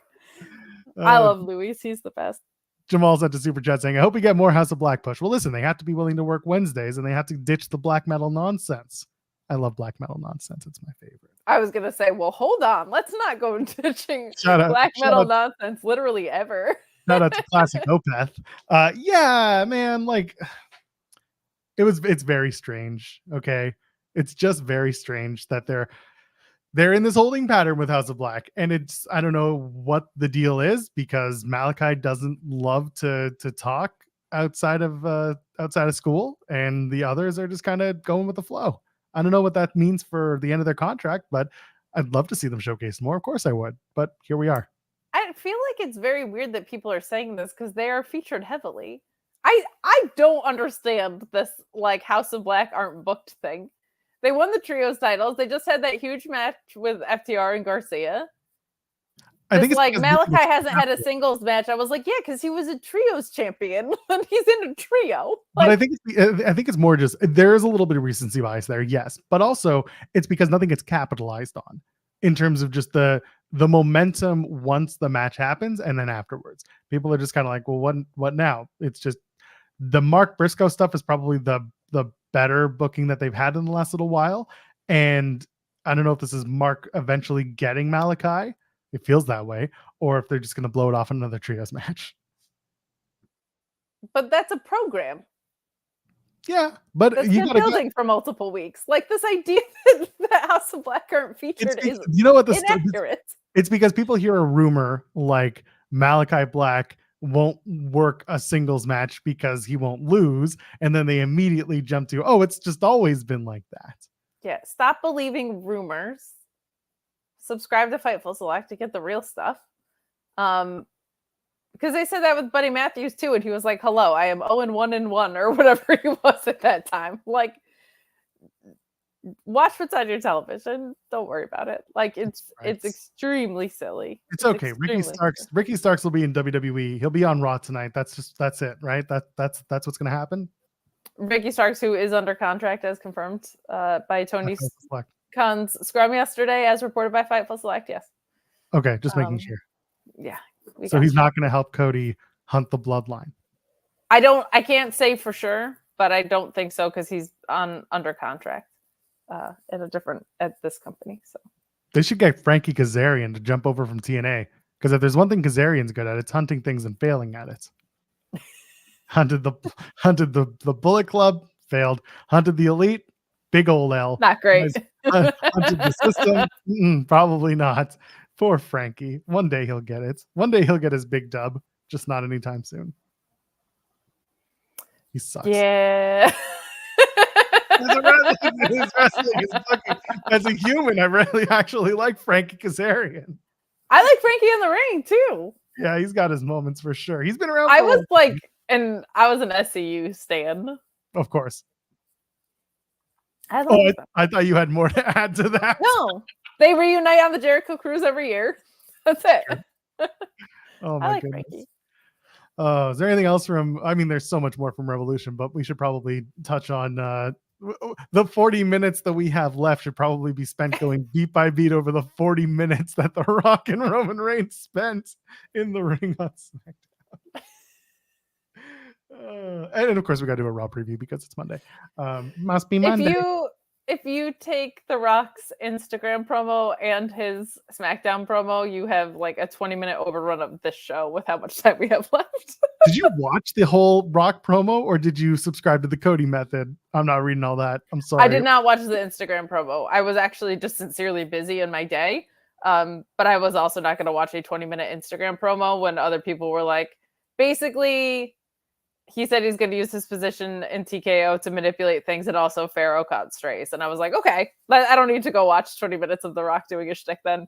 But the SmackDown promo, while way too long and could have been accomplished completely in half the time, was extremely effective on a lot of levels. And that makes me very happy. It's very upsetting that The Rock comes out here every week and starts saying factual things about the places they're in. And he has the facts to back it up. When he said the whole like the crackheads and the number one use of meth. And I was like, ain't no way. And I was like, well, I've been to Arizona, so maybe he's right. No, he was right. It's Arizona and then Mesa. And those are the tops, baby. The crackhead capital of the United States. Yeah. It's very good. Part of the reason there was all the muting and blacking out was there were The Rocky V. It was German. They were German. They were German. And also they were chanting coke and meth. So they had to. Well, the first part was just because they're really into Coca-Cola. That's of course. Yeah, they're just big Coca-Cola. And they believe so much in methodologies of things there in Phoenix, Arizona. Well, no, that was Salt Lake City in Utah the week before. They're all about methodologies. Fair enough. All 50 wives of them. But I agree with you. It could have been largely kept to a 15-minute opening promo, and they could have gotten there with all of the. You just needed to do all the intros and all of the weird Roman Reigns is going crazy things.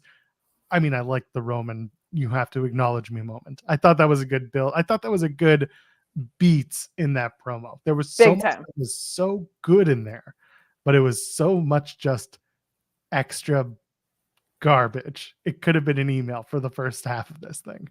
Didn't need 40 minutes. So, the part of that 40 minutes was Roman coming out, and that was 10 minutes of its own. Nothing happened. Roman was like, I can't hear you. You're not loud enough. I'm going home. That was 10 minutes of it. So it wasn't just The Rock taking forever. Yeah. That was that whole thing was just way too long. That was a Lauryn Hill concert. Comes out. It's not loud enough. I'm going home. That's it. I got jokes. I can make them too. Here I am. It was a Kiss concert. Now it's a Lauryn Hill concert. Fair enough. Man, it was. Again, there was a reason for it, but it didn't need to be there. Because this was a very upset Roman that everyone was there to see The Rock. And I understood it from a development standpoint, but it didn't need the first 15, 20 minutes of the show 100%. for him to get there. And the first 11 minutes was the recap package for Elimination Chamber. Sure, that's fine. And then the intro for The Rock. That ramp is not that long. I have sat in the crowd and looked at that. It's not as long as you think it is. It's maybe 50 feet. It's not that long, but they make it an 8-minute intro. It's a really long intro. And the other thing is, it's so funny with Roman because I get so fatigued on a lot of things with him, but none of them are how good he is at his job. The entrance takes forever. What they gave him to say at the beginning was useless. When The Rock is delivering his promo and his facial expressions are there and he's locked in, he is excellent at this. There's a reason that this guy has had the belt as long as he has. Would I have liked him to have been around? Yes. But now he is, and he's really good at this. I don't like the way the matches our agent did. I don't like all of these things about the ecosystem that he's functioning in. He is a great wrestler, and his performance in this, alongside what The Rock was saying, which was also really good stuff, you could see the mounting frustration of The Rock is now clarifying what's happening on night 1 and night 2 of WrestleMania, and Roman isn't the one making these declarations, and you're seeing this frustration mount. And then finally we get to the "if you smell what The Rock is cooking" bit. He grabs his wrist physically to stop that from happening and forces him to acknowledge him. Really, really, really well done. Could have taken literally half the time. But it was also something that I would rather them have taken this long and injected some life into this angle that it desperately needed, because it did. And as someone that did start watching it in 2009 and doesn't go back and watch the Attitude Era, because in retrospect, not fun to go back and watch a lot of it. The Rock has never been, it's very obvious the appeal and the value of The Rock. But when you start watching in 2009, all you've seen is the John Cena programs. And I was a CM Punk mark, still am. And he took the belt from Punk. And that sucked for me. So there's never been a time where I've gotten to kind of appreciate just him being really great at his job in all of this. Him as this heel character infinitely more interesting to me. Definitely the best stuff that he's done since I started watching in real time, which for me is a difference maker, because I don't want to go back and watch a lot of Attitude Era stuff. Like I'm generally an in-ring work rate gal, and a lot of those angles didn't age very well. So it's nice to be able to like what this guy is doing now, sincerely. So they make the challenge. Rock decides finally it's going to be night one. They wanted the gauntlet has been laid out. It's going to be Roman and Rock versus Seth and Cody. If Cody wins, Cody and Seth, that they win, no bloodline interference night two for Cody and Rock, or Cody and Roman, I should say. Cody and Rock is going to be, that's Saudi. And then over on night one, back if Roman and Rock win, then it's bloodline rules, which is basically tribal rules, which is like a Nigerian drum fight, which is just like every other match that's never had any rules. There will be DQ. It's no disqualification. Maybe, I don't know, maybe there'll be lays and Ulafalas all over the place, and that's how they're going to whoop each other with those. I don't know, and neither does anybody. Feels to me like we're going to see bloodline involvement on night two, and Cody's going to eat the pin on night one because we need more adversity. I don't know. How do you feel about the laying down the gauntlet, the tag match that a lot of people expected, and then going into this extra added piece to the pie from The Rock?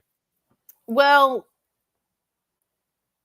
I understand why they did it. It's the only way they could engineer themselves out of kind of the damage that they did by having Cody win Rumble and then doing this. I think it makes the World Heavyweight title picture look weak. I think it is a lot to ask of Seth Rollins coming off of injury to work two nights, because we know he's also defending his title.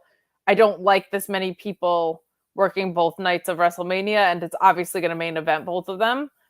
So that bums me out, because I feel like I did not like what they did with Dakota on Friday, just because it was so obvious. But that story deserves main event slots, and so does Bayley. So that kind of bumps me out. The stipulations of the match determining what happens on night two is cool, and it's the only time that they have had kind of like a crossover flow from night one to night two of WrestleMania that I can remember. So I do very much appreciate that about it. And I think you could kind of go either way on it. I think what they'll end up doing is you'll have bloodline interference, but it'll be neutralized by everybody that the bloodline screwed over, of your Drew McIntyres, your Sami Zayns, everybody like that. Will come down it and kind of equalize things. Maybe that's where Tama Tonga debuts. That could be a really fun way to bring him in. Hopefully it's not in a black hoodie and he sneaks out of the crowd, because that shit's getting old. But I'll tell you about the black hoodie thing I'm going to do in a minute. Yeah. Or you could have, what's kind of cool is it feels like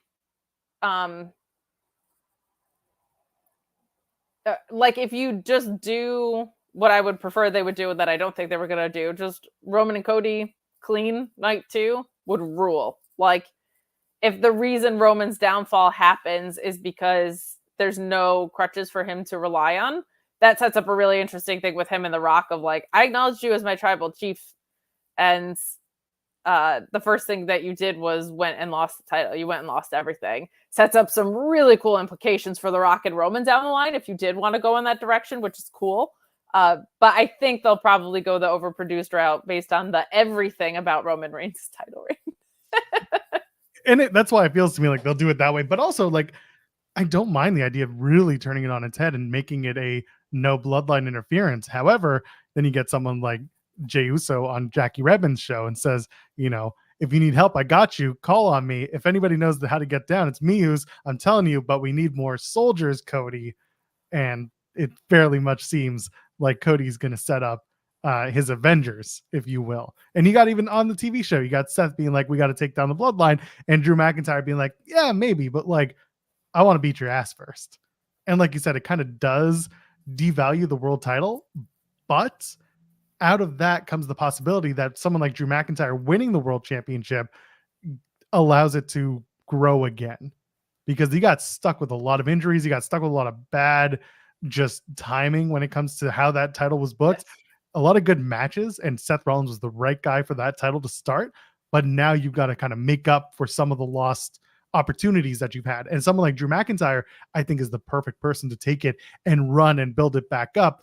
Drew's the right guy because he's hot as an act. He's hot as a wrestler. It works. A lot of people like his look, so he's hot there too. I But was gonna say Joel thinks Drew is super hot. he's a good-looking man. Listen here, all you cool cats and kittens. Here to talk about Big D, Drew McIntyre, Big Mac. DM Hunk, baby. DM Hunk. DM Hunk. And it works on multiple levels because you're giving the title belt to somebody who it's gonna work. It's not gonna be someone who just wins the title and walks away and then it's a poorly, defended secondary title. It's still gonna be a world title. It's just kind of limping to its next holder, which kind of sucks. Yeah, well, they completely buried it at the press conference, Right. and Seth has looked like a chump. And also, it does bug me that Seth has not properly lost to Roman in a title defense. Like, that he would be like, go get him, Cody, when he never had a fair shot too, it's bad storytelling. Like, that is legitimately bad storytelling of like, oh, go get him. And also this implication that the Bloodline would just... He's like, look, I can't even worry about my own title. We have to dismantle the Bloodline, so much as if the Bloodline wouldn't still exist if Roman lost the Universal title. They'd probably have more of an impetus to go after the World Heavyweight title in that situation. So there's just some real weaknesses with that right there. But I personally wouldn't piss off Seth Rollins in a contract year. That's not my idea. Like, that's not how I would do things. But I do think Drew winning would be a hell of a moment. I would not hate if they shoehorned Sammy in there and made it a triple threat. I think that could set up some really cool possibilities. But Drew McIntyre does have the chance to do the funniest thing ever, which is continue to bury CM Punk and then not resign with the company. I think that would be the ultimate troll job. I think Drew is sticking around. This is the best version of him ever. He's been absolute top hater in the company. Like, what a run Drew McIntyre is on. Yeah, and it feels like the people you're mentioning who are in contract positions are pretty happy where they are, and it's going to come down to money more than anything at this point because the creative is there for them. I feel like Seth is going with the flow, not in a lazy way, but in a I know how this works and it comes around way. So for him, it's just kind of like, I got my wife is here, my kid comes out with us, we have the bus, like it's comfortable, but in like the most wrestling way possible, which is as comfortable as a wrestling schedule can be, I guess. Yeah, it's like the most discomfort you can have as a wrestler, and then there's what they're doing, and it works for them. So like, I don't see why you wouldn't resign, but listen, ultimately it's not my call, it's the people who are going to be having active conversations and deciding what works best for them. The other piece of it is the AEW roster is loaded right now. Like, to me, it's an indicator that Mustafa Ali's not there, because it just doesn't feel like maybe there's room for that right now. Like, Will Ospreay just showed up, Okada's coming in. So I think that's a big piece of it too, is where does someone like that fit into the picture in AEW right now is tough. Well, Ali is interesting because I think he's someone who saw that he could go to AEW, but he hasn't been made undeniable, and I know that's such a cliche term now, but like, he hasn't been turned into an undeniable athlete on the wrestling stage. He wins the X Division championship in TNA, and he says, this is my first major televised singles championship in all of my years of wrestling, in 20 years. And everyone's like, that's not right.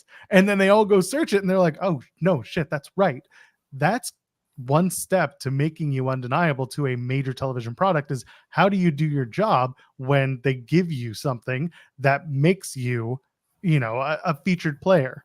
And he's going to be with TNA for probably through to Rebellion, maybe a bit beyond that, depending on how long they, keep him around. But this is like step one for him. He goes out, has great matches. No one's going to deny that. But how does your character build? How do you build as a human being? How do you get there? And if you just come in straight out of leaving WWE and go into a place like AEW, it's like, oh, this is great. We love them. And that's wonderful. But it's like, what have you done for me lately? And I mean that in like the most honest way possible. It's like, what have you done on TV that people are going to remember you for right now if you're just watching one night? Well, Johnny Wrestling's doing work in ROH right now, but no, Johnny Wrestling is the guy in DIY. Johnny, that's Shawn Michaels and Triple H are in DIY. You're right. Johnny Wrestling has a wife and boys at home. That's right. But I will say with Ali, I think it's almost he's so damn good. And I'm an Ali homer, so if I sound like a mark, it's because I am. At least you know. Yeah, no, 100%. Very, very aware of that. But 2 million people watched his first vignette after it dropped. So I feel like he is a top guy. And the only place I booked this idea, and I like my own booking more often than not. Ali with 2 bodyguards taking over the trios division would rule to me. The right thing feels like the international title because he is on this world tour. If you were going to bring him into AEW, but I think there's already plans for that. So this idea of every appearance being something that's really special, I think is a really cool direction for him. Like he might end up in AEW, but it doesn't have to be right now. Like let some things breathe. And also, you don't have to sign with AEW to work in AEW. He's working with New Japan. He's working with TNA. He has all of these appearances on the indies coming up. Like, he could work a program in AEW and then go away for a while or whatever. So I think there's a lot of very fun possibilities. I certainly have my dream matches of him in AEW who I would want to see. But I do think it is different for a Seth Rollins or a Drew McIntyre, where it's like if you are a top guy in one place and you're going somewhere else that has a full top of the card, where does that put you is a tricky thing. If Seth and Becky weren't married, I would say Becky would probably be a more interesting possibility because of the state of the AEW women's division right now. But yeah, I would imagine they'll both be resigning, as will Drew, because they really just, if you asked me 6 months ago with Drew, I would have been like, that guy's gonna debut it all in and he is out of there. But they've completely turned the corner on his booking, and that makes me very happy for him because he's outstanding. Yeah, there's been a lot of positive work with a lot of these characters, and that's good. That's the kind of movement that you want, especially like you said in a contract year, negotiation year. Sure. And then he's gonna go, and him and Get CM paid. yeah, him and CM Punk are gonna have a time limit draw at SummerSlam, and then Drew's gonna be like, all right, I won the title, now I'm gonna go to All In, and then he's gonna be in the UK. He's gonna be at this year's All In instead. That's right. 100%. That's right. What else is on this card? What else do we want to talk about? So, what do you want to talk about? Not much. Lawrence in the chat, by the way. IWS had a great show. Go watch them on Triller TV Plus. I don't know if you mentioned earlier, but a big muzzle tov to Shane Hawk, aka Andrew, friend of the show. Yay! He got engaged. I love that dude. Sent him a big old mazel tov text. He's a great dude. Very happy for him and his partner. So go ahead. Go wish Shane Hawk a very hearty mazel tov. Or congratulations, or whatever language you want to use. Just make sure it's nice. Yeah, just be nice to him. Yeah. Let's I don't know, this Revolution stuff. We're gonna talk about Hangman. Sure. I love this version of this guy. Yeah. So I'm of the camp that yesterday was Swerve's time, and I think we're heading back there very shortly with Swerve and Joe in a one-on-one match. But that was a really great match. Like I feel like you had a moment to strike while the iron is so hot with Swerve. But to have Joe be as awesome as he is, to have an official double turn, like they were leaning in these directions, but there were shades of gray, and now it's like, okay, full double turn is great. This version of Hangman is awesome. Like I love it. I love his Magnum TA mustache. I love the character development. I love that it's all rooted in something. And for someone who I think was one of their best, maybe the best in-ring storytelling baby faces, certainly in the best story that I think they've ever told between Hangman and Kenny, this heel turn is a very refreshing change of pace. And it is interesting because the Elite is all heel right now, except for the one guy that's out. So we'll see. We'll see what happens. I'm intrigued. Well, depending on the video games you like to play, you're a babyface or a heel. So for those who don't like Street Fighter, maybe you don't like Kenny Omega. Just saying. Could be that way. No, with Hangman, I like the idea that he's completely lost it. He lost the plot. That's what everyone said. And it's true. He tapped out before Swerve even had a chance to win that title or break up the pin or break up the submission attempt. You mentioned Swerve winning the title, strike him while the iron's hot. I think last night would have been not a good time to have Swerve win the title because it's completely 100% overshadowed by everything that happens in the next match. And I don't think that's how you want to put a new world championship on display, or a new world champion for that matter on display. I would much rather potentially see Joe and Swerve one-on-one at Dynasty. Give him a full month to build. Hangman's out. FightfulSelect.com. Go read the report. But also, how you write, even if you don't know that he's out, he attacked 2 referees. That's why he's going to be super fine. Yeah. That's why he's out. So in terms of a storyline, they have a perfect out for Hangman to be suspended indefinitely or for 6, whatever it is, past Dynasty. And then you can do Joe and Swerve be like, I didn't tap out. I didn't eat the pin. I still deserve a title shot. And for him and Joe to do something to get to that match.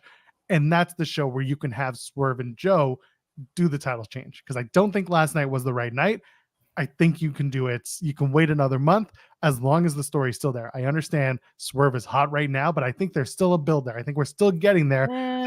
I do. I still think there's more to be done, because I said this when the double turn started.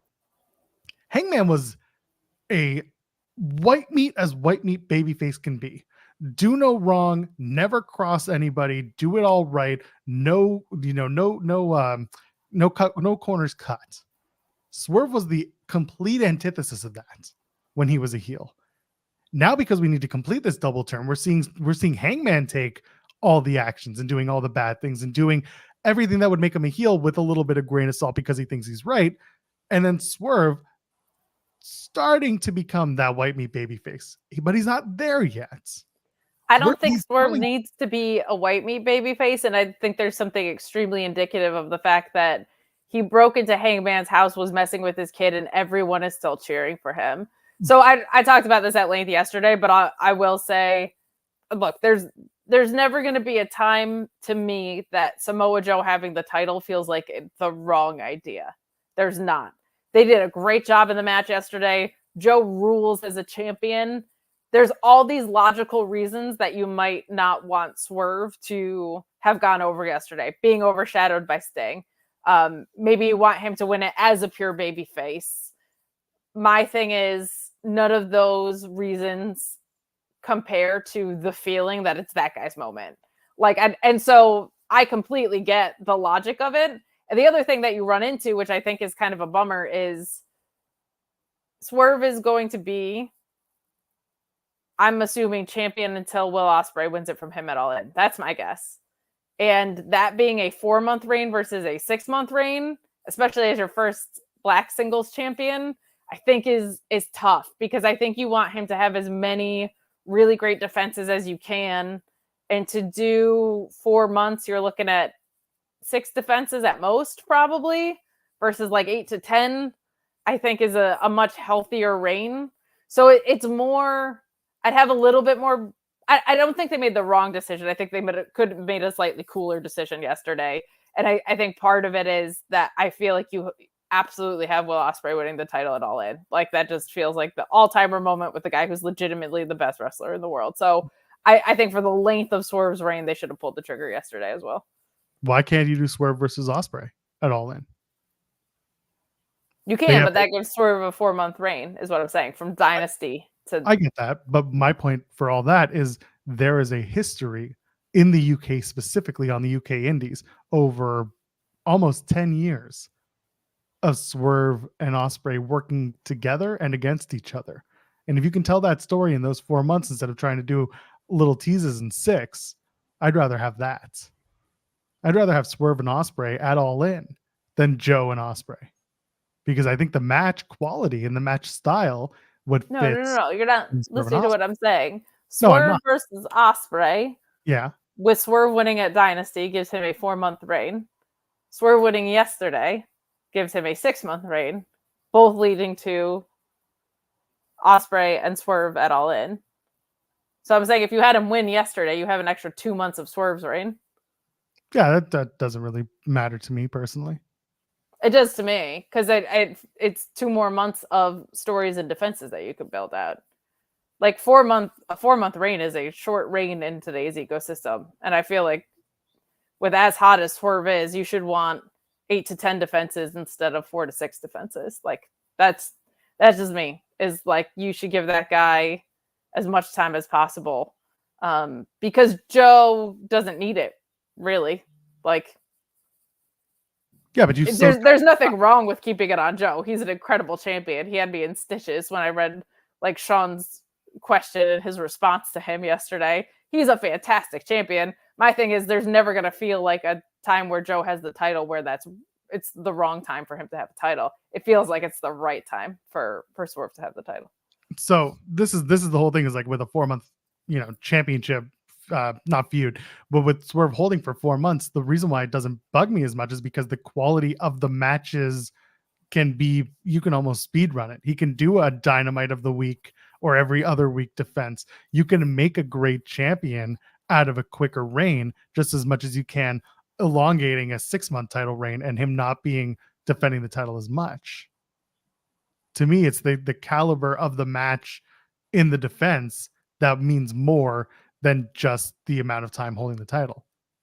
You know what I'm saying? Sure, but I'm saying you can get more high quality defenses in with an extra couple of months. A 4-month reign is just not enough defenses with real stories behind it for your first reign for Swerve. I'm sure you can figure it out. I don't book the matches. Say that's Go call Will Washington. I don't want to do this. Say it's 6 defenses in 4 months, which is a pretty reasonable thing, versus 8 to 10. Those are 2 very different looking reigns. So this is like Swerve was pretty. That's kind of what I'm getting at here. He's had it. Yeah, Joe isn't Swerve. Well, no, but this is the point that I'm kind of making, is that Joe's is more spaced out, and it's kind of a more gravitas thing because Joe is Joe. He's a big dude. He's imposing. Whereas Swerve, as a babyface, would want to be fighting champion, take on all comers. Every other Dynamite, he takes on somebody, and it builds his prestige as champion. So the 4 months versus 6 months, again, becomes the quality of your championship reign from the matches you're having versus big imposing heel champion being like, I'll fight you when I want to fight you.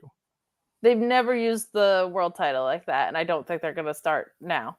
And you can't build out great stories doing that. You can build out a story like Orange Cassidy where it's about his overarching story, but I want Swerve feuding with people, like legitimately feuding with people. And I just feel like adding an extra 6 weeks to 2 months makes a world of sense to that. Yeah, but just because they haven't done it doesn't mean they can't do it with the title like that. Yeah, but I have... You simply don't have the time to build multiple long-term stories in 4 months, really. Like, you just don't. So yeah, but you can build the wrestler with that. We already know Swerve is great. Now he gets to build world championship caliber wrestling. Listen to what you just said, though. We already know Swerve is great. So what do you have to do by having him win a bunch of little matches with no stories? There's no payoff for that. Championship mean more from a wrestling standpoint. If you already know Swerve is great and he has the highest prize in the company, you should be building stories with adequate defenses behind them. Joe's different. Like, Swerve is your right now star. Why? Because he is a walking legend on the back end of his career while Swerve is in his prime and is a made star in AEW, organically over by the crowd. Joe screams transitional champion. Well, to me, multiple months isn't really transitional. That's why he should have lost yesterday. One pay-per-view cycle would have been perfect to me. Well, I disagree, but that's just me. Yeah, there you go. Make Collision a destination and have Swerve defend it every other week. If you're not doing long-term stories with Swerve, you are missing the boat entirely. Like, look at what he did with this Hangman. You can do long-term stories while having Swerve compete for with his world championship. You could do long-term story. I don't know if you can do long-term stories. No, you can easily do the whole everyone he gets a heat check and then one by one you knock him down, going all the way to someone like Ospreay. Takeshita gets a title shot. Story. That is one story and a bunch of defenses in between. No, but because multiple heat checks doesn't mean they're all under the same umbrella. Doesn't mean they're all under multiple the same heat checks is not long-term stories. Yeah, and like we said, this is a 4-month reign I'm booking here. Right, and I said you can't build multiple long-term stories in a 4-month period adequately. Yeah, but I'm not listening to you. That's the whole point here. Yeah, well, I'm your co-host and I'm filling in and I'm on no sleep, man. Give me some credit. Nah, I got as much sleep as you did. Anyway. Coward. Hangman out, Swerve not title champion, Joe still champion, Joe millionaire. That's Joe kind of, rules. Like Joe rules. I'm certainly not upset that he's still champion. I Can't just think believe you he could have made a makes- cooler decision, but my God, that guy is the best. Like he just rules. That's part of my thing with Joe is I'm like, if you have it on him for 6 days or 600 days, like I'm in. That guy rules. Him saying that the poncho guy on commentary whooped Swerve's ass and that he's still a millionaire absolutely rules. What a boss. Oh my goodness. We do out. Is there a Raw preview? What's today? We gotta start heading for the exits. There's 2 matches announced for Monday Night Raw, so this will fill absolutely no time for us. Are you ready? There's 2 matches Announced officially for Raw. I'm gonna double check. The Rock is gonna do a 2-hour promo. You know what? If he had done that stupid promo tonight, I don't think anyone would have been upset because it's a 3-hour show. No, it felt long though. It felt long. That's true. Someone saying we're feisty. We are feisty. If you watched our other show, you'd know even more how feisty we are. It really comes down to the fact that Joel won't put the Fightful Championship on the line. I don't know who you are. I'm here to challenge you, Joel. I'm a Good luck fighting with that. Got to come across the border first. You ever get your passport settled? I did. Well, didn't do it in December to go watch ZSJ. So clearly, you don't love wrestling as much as you say you do. That's rich coming from an absolute hater of AEW. It's true. Just have matches for matches' sake. Damn it. No more wrestling. I'm not going to Dynamite anymore. I try not to mention comments from idiots because they're idiots. They are. But there was a comment on the SmackDown video that was like, it was like Kate during a 37-minute promo puking, Kate during a 37 match with, or like Kate during a 37-minute WWE promo puking emojis, Kate in a 37-minute match with no stakes at AEW, like hard eye emojis. And I was like, well, I guess I would rather watch 37 minutes of wrestling than talking. I was like, I think you missed what I like about wrestling, which is the wrestling part, but okay. There's also like, there is such a thing as like a 30-minute promo that doesn't suck. Like it does exist. Like you can create drama and you can create like proper storytelling in a 30-minute promo. I also loved the promo. I just said it was very long because it was very long. I gave tons of flowers to that promo. So. And that's kind of the point, was like you could have done it in a shorter amount of time and it would have worked. Look at this. Kate Taylor's fabulous. We're closing out pretty soon, so I just wanted to make sure that everybody knew my hair looks fabulous. Yeah. Oh, there you go. Like Luis is pointing out, the Sami Zayn trial last year. That was a good long promo that didn't completely suck. And it didn't have as much, waiting for the point to get there. You know what I said about that promo? I thought it was great, but it was really long. Yeah, that's fair. And it just comes down to your how you like wrestling or don't, and like what you expect out of your presentation. In this case, I think we both agreed, like the content was really good, but you could have shaved it down 10 minutes and maybe even 15 and gotten to it a lot better and a lot more efficiently than the 40 minutes that it was. It really dragged when you didn't need it to drag as much. That part. Yeah. Anyway, 2 matches. Kind of like our ending to our show. Kind of. That's kind of what happened. The aforementioned Drew McIntyre takes on Jey Uso. I prayed for this, and it happened. By the way, okay, this is you were talking about Black Hoodie Solo. Okay, Jey Uso Black versus Hoodie, everyone in the bloodline. Black Hoodie, everyone, but it's always Black Hoodie Solo. Always, you do the Black Hoodie gimmick for Jey versus Jimmy, and everyone thinks it's Solo because it's pulled real tight and everything, and it's actually Naomi who's just pissed off about everything. She's like, she's been losing all the time. Glow done, we're done. She sides with Jimmy. That's it. She cost Jey the match. Bloodline Jimmy and Bloodline Naomi.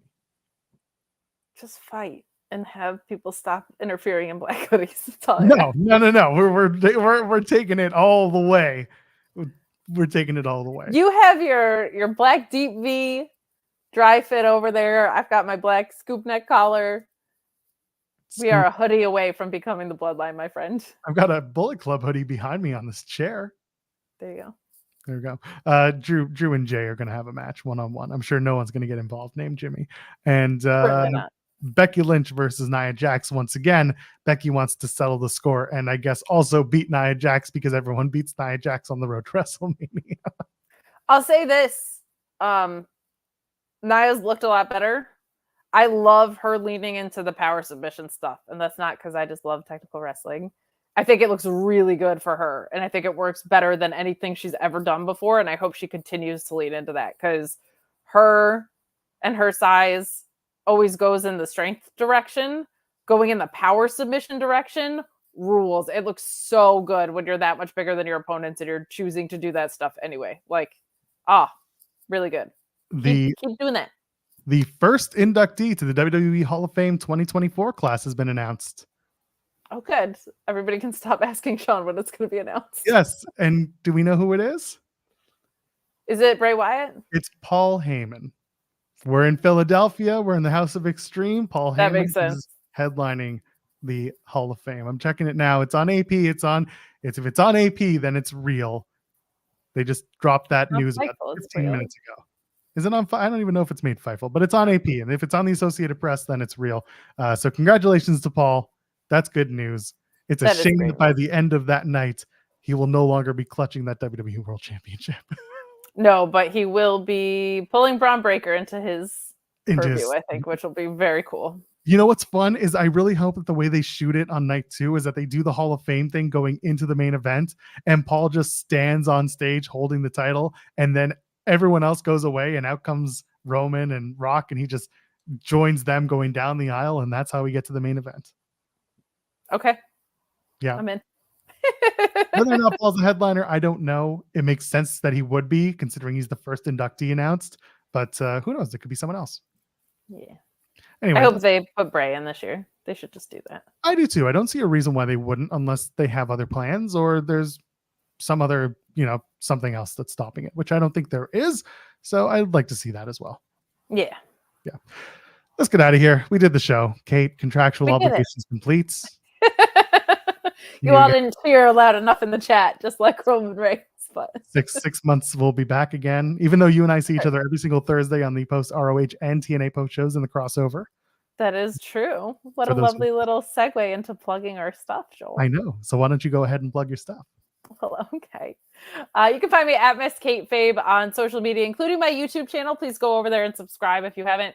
I do a show called This Week in Wrestling, and I'm building out a bunch of other fun programming. Gonna make my sister, who doesn't watch wrestling, come on to do some New Japan prediction shows. So that should be very fun because she has no idea what she's talking about, but she does so with confidence. So subscribe at Miss Kate Fabe as well. I am on Fightful Select tonight and every Monday doing the Sour Grabs Raw review. Tuesdays, Thursdays, and Fridays on the main channel reviewing NXT, ROH, and SmackDown respectively. And Wednesdays at the Mark Order podcast whenever I can kick around there. And as Joel said, like every 6 months, we do a show called Kate and Joel Call It in the Ring. I've decided it's Kate and Joel Call It in the Ring. Never Joel and Kate Call It in the Ring because I get first billing. But there you go. Kate and Joel Call It in the Ring. It's me. That's definitely me, not Miss Elizabeth. That's you. That's 100% me. So that looks like you. Maybe we'll bring the show. Is there anything else you do? I walk my dog and hang out, but you're not invited to that as much. But that's all my plugs for today. All right, that's fair. I am Metro Pearl, JOELPEARL. We'll be back on Fightful Overbooked, our sister channel, on Wednesday at 10 a.m. talking about Raw, talking about whatever else news comes out in the next 48 hours as we do. Jeremy might come back. Who knows? Maybe we'll even have an interview if you are all very kind enough to leave a comment and say, hey, I really like this show. This show should be on all the time. You're such a dad. So you're good. If you're good, you behave. If you eat your vegetables, we'll have another show on Wednesday. So go ahead, leave a comment, leave a thumbs up on the way out. I have nothing else to plug because Kate does the other thing that I do on Thursdays, and I do that with Cress's Star. I'll be back. But until then, we're dropping content every single day on Overbook, so go subscribe there. And let's get out of here. Ladies and gentlemen, friends beyond the binary, we will see you on Wednesday. Cheers.